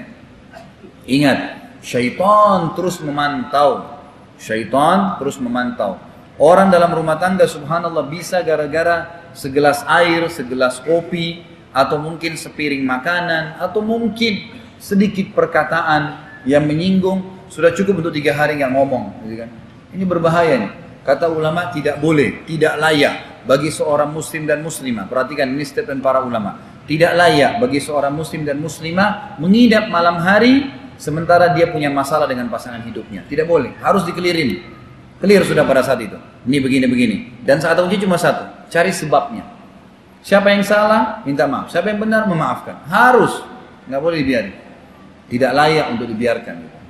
Jadi hati-hati, syaitan memantau terus. Dan syaitan tinggal ditolak dengan cara a'udzubillahi minasyaitonirrajim. Yang keenam, lapang dada. Lapang dada, memaafkan dan minta maaf. Ini penting sekali. Nah, ini pilar yang keenam, lapang dada, memaafkan dan minta maaf. Lapang dada teman-teman sekalian. Istri kita, bagi bapak-bapak di sini, hidup dengan pola tertentu. Pola makan, ya, pengaturan waktu, pakaian, susah lah, ya, tradisi keluarganya. Kita juga begitu, gitu kan? Maka pada saat kita menikah dengannya, maka kita butuh adaptasi di sini. Ada adaptasi. Nah kita harus tahu ya, kita lapang dada bisa menerima itu. Lapang dada menerima. Dan kita coba tarik, didik dia supaya bisa berubah. Perempuan juga begitu akhwat kita. Laki-laki yang jadi suami kita sekarang hidup dengan pola makan, pengaturan waktu, pemilihan warna, apalah tata cara bicara, semua itu ada pola dalam rumah tangganya. Maka dulu sama orang tuanya. Maka itu juga harus difahami, gitu kan? Jadi kita harus bisa lapang dada menerima itu. Dan pada saat terjadi masalah teman-teman sekalian jangan menginapkan, tadi saya bilang, dan yang salah meminta maaf. Harus lapang dada untuk itu. Maafin saya ya, itu bukan aib. Itu harus kita minta maaf. Dan orang yang benar memaafkan. Udah jangan dipanjang-panjangin. Pasangan kita sudah datang pegang tangannya, maafin saya. Oh iya, baiklah. Mudah-mudahan tidak terulang ya. Udah rangkul, udah selesai. Udah jangan dendam-dendaman, gitu kan. Ini membuka pintu syaitan. Allah Subhanahu wa taala mengatakan dalam Al-Qur'an wal qadhiminal ghaidha wal 'afina 'anil nas wallahu yuhibbul muhsinin. Dan orang-orang yang bisa meredam emosinya. Dia bisa lampiaskan tapi dia redam, dia tidak mau jalankan. Kemudian orang yang suka memaafkan orang lain dan juga orang yang ya dan Allah menyukai orang-orang yang berbuat baik. Sekarang jam berapa? Baik.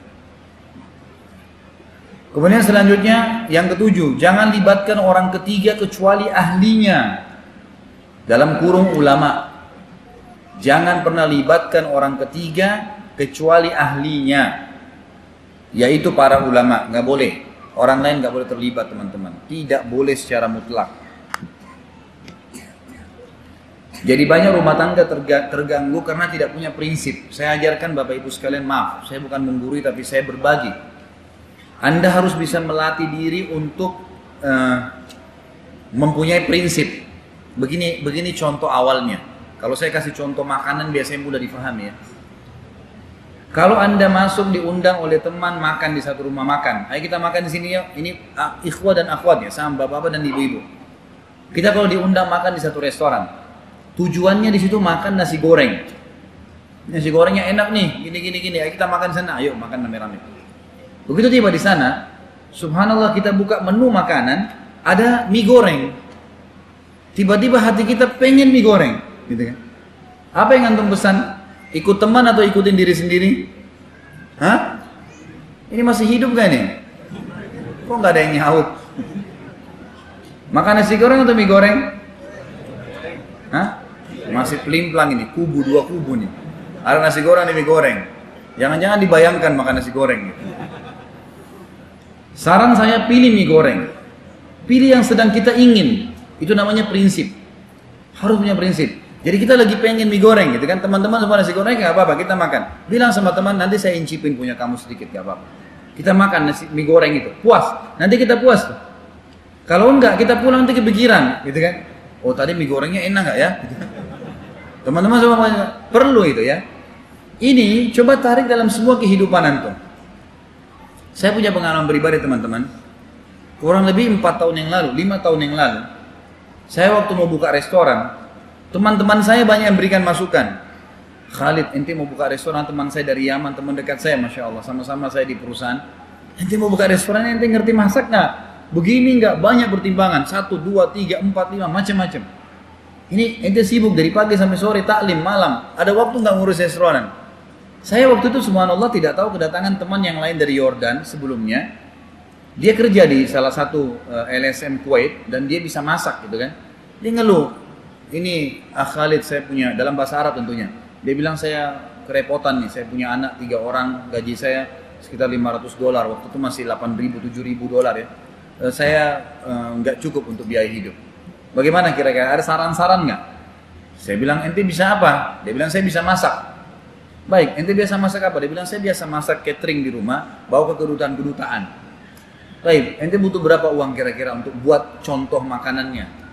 1 ekor, pertama bukan 1 ekor kambing, beberapa jenis makanan. Ya mungkin 400-500 ribu rupiah. Baik ini uangnya. Ambillah, buat sama dia. Dibawa ke rumah, saya coba di rumah kok enak makanannya. Baik akhi, apa yang besar-besar yang dia bisa lakukan? Oh, saya bisa buat kambing seekor. Baik, berapa biayanya? Ya 1 ekor kambing BSK 1.200.000. Ini duitnya, coba buat. Dibuat, enak juga makanannya. Akhirnya saya bilang baiklah kalau gitu. Kita coba kembangin sama-sama. Bagaimana kalau kita buka restoran? Boleh, bagaimana idenya, bagi hasil dan seterusnya saya negosiasi sama dia, terus saya suruh buat, saya kasih uang 2 juta rupiah setelah itu, coba buatin saya makanan lengkap.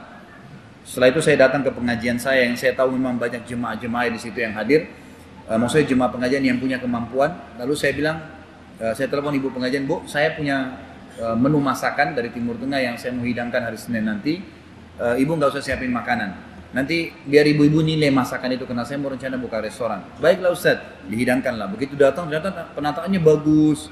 Kemudian difoto-foto lah sama ibu-ibu tuh di tempatnya mereka. Kemudian setelah itu mereka cocok merasa makan. Lalu saya bilang, saya akan buka restoran dengan total nilai sekian, saya butuh saham sekian. Ada yang mau ikut silakan. Lalu partisipasilah mereka hanya sampai buka restoran. Alhamdulillah pada saat itu karena keinginan saya memang pengen sekali membantu teman dari Yordan ini. Dan saya yakin dia bisa mengelolanya, saya bisa mengawasinya. Saya juga pernah mengambil S2 di masalah manajemen waktu itu. Maka saya yakin saya bisa ngurus lah itu.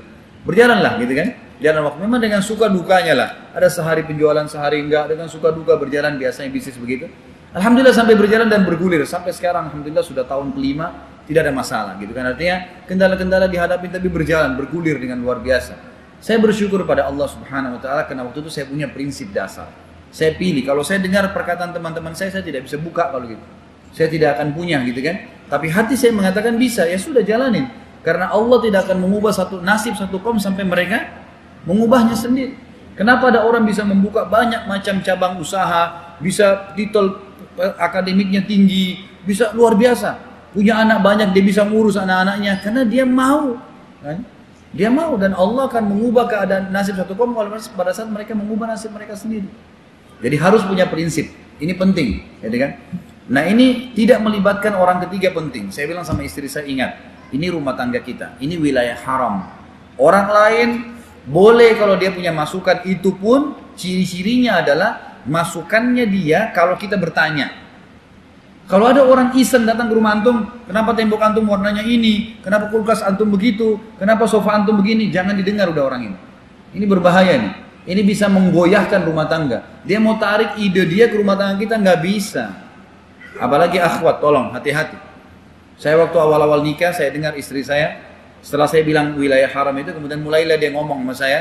Satu waktu pernah ngomong gitu, Kak, itu gajinya pegawai berapa Kak ya? Ini ini mulai tanya gaji pegawai-pegawai saya. Saya jawab si fulan sekian, si fulan. Setelah 3-4 orang, kemudian dia tanya penghasilan penjualan berapa? Sebentar. Saya bilang sebentar dulu. Kamu ini habis ketemu sama siapa? Oh, ada si fulana datang. Oh, pantas. Dia bilang apa sama kamu? Katanya Kak, memang istri itu harus tahu semua pekerjaan suami. Saya bilang kalau saya angkat pekerjaan saya ke otak kamu, bisa pecah otak kamu. Terlalu banyak beban. Allah sudah kasih kamu enak, tinggal makan, tidur, layani suami, didik anak, mati masuk surga. Udah aman. Gak usah berat-beratin pikiran, gitu kan? Itu bebannya laki-laki, itu beban berat. Gak usah. Jangan libatkan orang ketiga, nggak boleh nih. Kalau kita punya ingin saran, minta saran orang boleh kita terima. Tapi kalau ada orang datang iseng, termasuk antum hati-hati yang punya anak mau menikah, jangan campuri rumah tangga anak. Masuk, anak saya kau berikan makan apa? Ada ibu-ibu gitu protes anak mantu perempuannya. Anak saya kau masakin apa? Anak-anak saya suka makan kari nih. Kamu jangan masakin begini. Itu apa? Udah masakin suami kamu aja, gitu kan? Udah biarin dia sama istrinya, gitu kan? Jangan diganggu. Ini mertua, ibu suka warna merah, si anak mantu suka warna kuning, nggak bisa campurin, nggak bisa campur. Dan saya sarankan juga dalam masalah ini teman-teman sekalian, jangan tinggal, maaf kalau ada yang masih serumah, jangan tinggal serumah dengan orang tua. Walaupun kontrak, walaupun kos, belajar, dan orang tua juga izinkan anaknya keluar. Jangan bilang saya sendirian, nanti mereka datang, biarin mandiri, karena itu penting sekali. Pastilah orang tua kita yang punya rumah punya warna yang dia suka, punya tradisi tertentu, dan belum tentu anak mantunya sama, gitu kan? Belum tentu. Si orang tua kita, ibu-ibu suka warnanya bunga anggrek yang merah, si anak mantunya suka yang kuning, gak ketemu, gitu kan? Lama-lama bentrok juga nanti. Jangan libatkan orang ketiga kecuali ahlinya. Kalau ulama beda, dan minta saran pada ahlinya. Syekh, alim, ustadz, ini ada begini kejadian, bagaimana saran antum? Bagaimana menurut agama? Itu baru penting. Orang lain jangan. Jangan semua orang. Ada orang subhanallah punya masalah dan rumah tangga satu kampung tahu kalau dia punya masalah. Ini nggak boleh teman-teman sekalian. Semua teman kantornya tahu masalahnya. Nggak boleh ini. Karena mereka akan kasih masukan-masukan, lama-lama cerai itu. Rusak nanti. Baik, yang ke-8. Islam asas rumah tanggamu. Maka terapkan syariatnya. Bentuk suasana dan kondisi islami terutama majelis ilmu. Saya ulangi. Islam adalah asas rumah tanggamu. Itu asasnya, Islam. Ini saya sama istri di atas kepala saya ada bendera Islam. Semua yang Islam perintahkan kita kerjakan, yang dilarang kita tinggalkan. Sudah, yang halal nikmatin, yang haram tinggalkan. Itu kita sepakati dalam rumah tangga. Islam asas rumah tanggamu, maka terapkan syariatnya dalam rumah tangga kita, bentuk suasana dan kondisi Islami, terutama majelis ilmu. Saya ulangi lagi, Islam asas rumah tanggamu. Ini memang poin-poin yang saya susun ya. Maka terapkanlah syariatnya dalam rumah tangga, bentuk suasana dan kondisi islami, terutama majelis ilmu. Jadi di rumah tangga kita tuh harus ada majelis ilmu teman-teman. Karena ilmu tangga untuk menambah iman, iman akan menambah amal saleh. Harusnya begitu. Tidak ada orang tiba-tiba rajin beramal saleh, mau kuat mempertahankan diri tidak terjerumus pada yang haram kecuali ada imannya. Iman bisa mengubah semuanya. Lemah jadi kuat, penakut jadi pemberani, pelit jadi dermawan, gitu kan? Miskin jadi kaya. Dan ini datang dengan ilmu. Harus ada majelis ilmu. Antum laki-laki kalau bekerja, berikan hadiah istri DVD, utarin radio, acara TV pun acara TV Islami yang menggunakan, mungkin sekarang ada TV-TV Islam. Itu saja. Jangan yang lainnya. Biasakan tiap hari ada majelis ilmu. Antum pun begitu. Di mobil, di kendaraan dengar ilmu. Sesewaktu weekend hiburannya bukan ke mall, tapi perginya ke majelis ilmu, pengajian siapa, kayak begini hadir suami istri, sama-sama dengarkan, sama-sama memperbaiki. Itu luar biasa. Harus ada. Bentuk suasana islami di rumah kita. Nggak ada patung-patung, nggak ada gambar-gambar. Saya sarankan beli buku judulnya Rumah-Rumah yang Tidak Dimasuki oleh Malaikat. Beli buku itu, cari. Gitu kan? Buku itu mungkin harganya tidak sampai 30 ribuan. Ada mungkin 30 macam rumah yang tidak dimasuki malaikat. Cari, di situ bagusnya buku itu ditulis pertama siapa itu malaikat, siapa itu syaitan, ya. Kemudian rumah-rumah tidak dimasuki oleh malaikat dan bagaimana sih keadaannya kalau tidak dimasuki malaikat, itu penting. Baca buku itu. Yang bentuk suasana Islam. Seringkali mengucapkan assalamualaikum, hidupkan suasana salam pada anak-anak. Antum laki-laki kalau sudah punya anak sedikit besar, ajak ke masjid. Biasakan itu masjid. Anak saya 2 tahun setengah, alhamdulillah, laki-laki sudah saya ajak ke masjid dekat rumah di Jakarta. Saya ajak sholat gitu kan. Dan saya titip pesankan, ingat, anak-anak itu apapun yang antum bisikkan di kupingnya, dia insya Allah dengan izin Tuhannya faham. Saya bilang sama istri saya waktu anak saya masih bayi, kalau kamu pamit, kalau mau ke dapur, tinggalin dia sendiri, bisikan kupingnya. Jangan anggap bayi nggak ngerti. Nah, sebentar ya, Umi pergi ke dapur dulu ya, bahasakan coba. Insya Allah dia tidak akan nangis. Jangan nangis ya, tunggu Umi ya. Begitu bahasanya. Ya, saya bahasakan ke anak saya, masjid nak ya, sholat ya, sholatnya begini ya. Anak saya ikut di sebelah saya tuh. Habis sholat saya jadi imam di masjid dekat rumah saya, alhamdulillah. Saya ambil buku untuk kultum, ada buku kitab kabair dosa-dosa besar Imam Madzhabi, saya baca. Setiap habis sholat saya baca, ada kesempatan.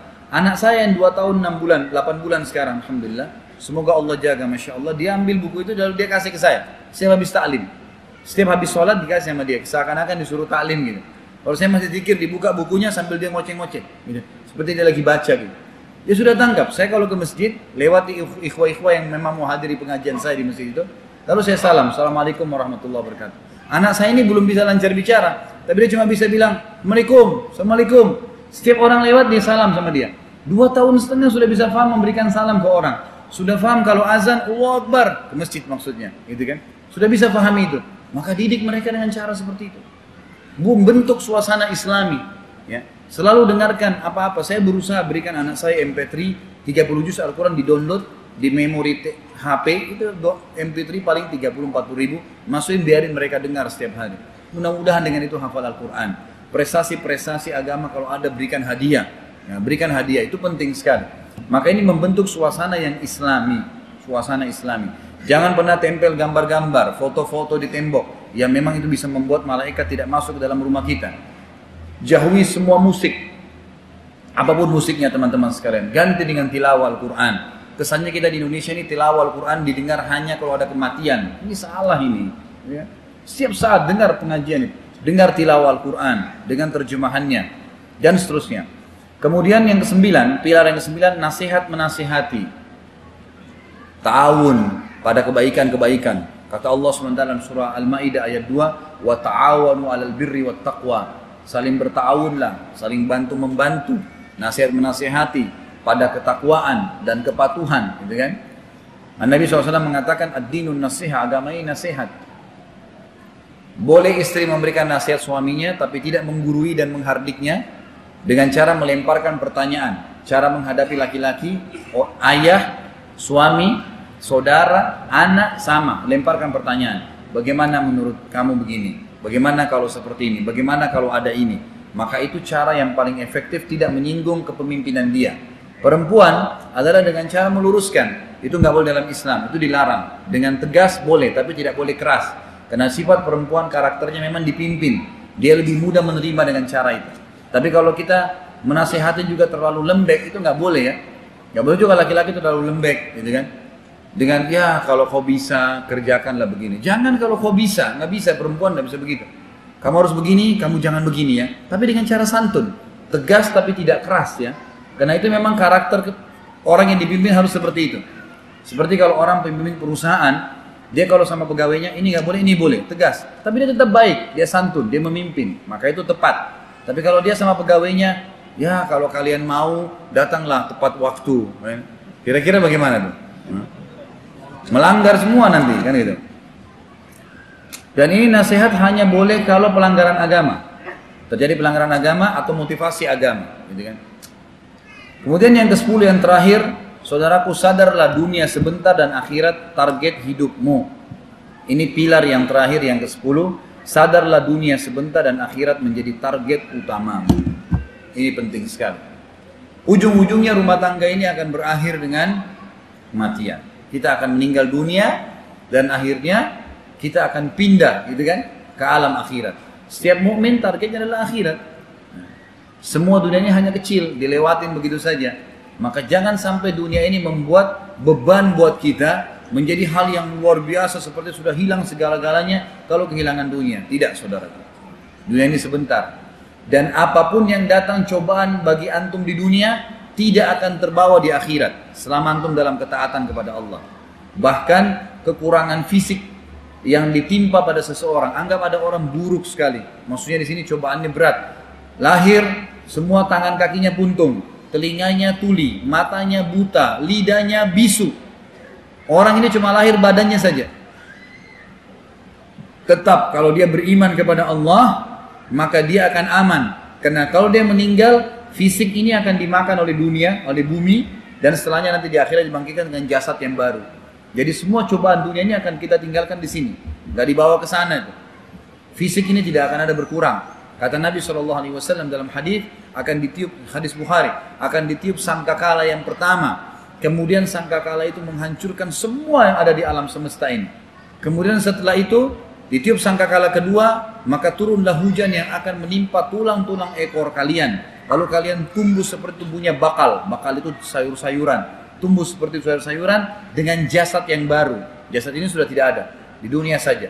Nanti dibangkitkan dengan jasad yang baru. Semua laki-laki dengan poster 60 siku ke langit, 27,5 meter seperti ayahnya Adam, dan semua perempuan seperti poster ibunya Hawa, 40 siku ke langit, 17,5 meter.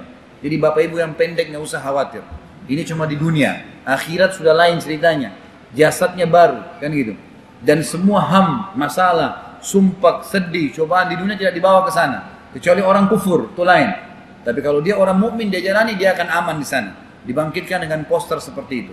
Lalu kata Nabi SAW, kalau kalian masuk ke dalam surga, surga itu yang di akhirat menjadi target utama, tidak ada lagi rasa takut, tidak ada sumpah, nggak ada sedih, nggak ada lagi buang air besar, nggak ada lagi buang air kecil.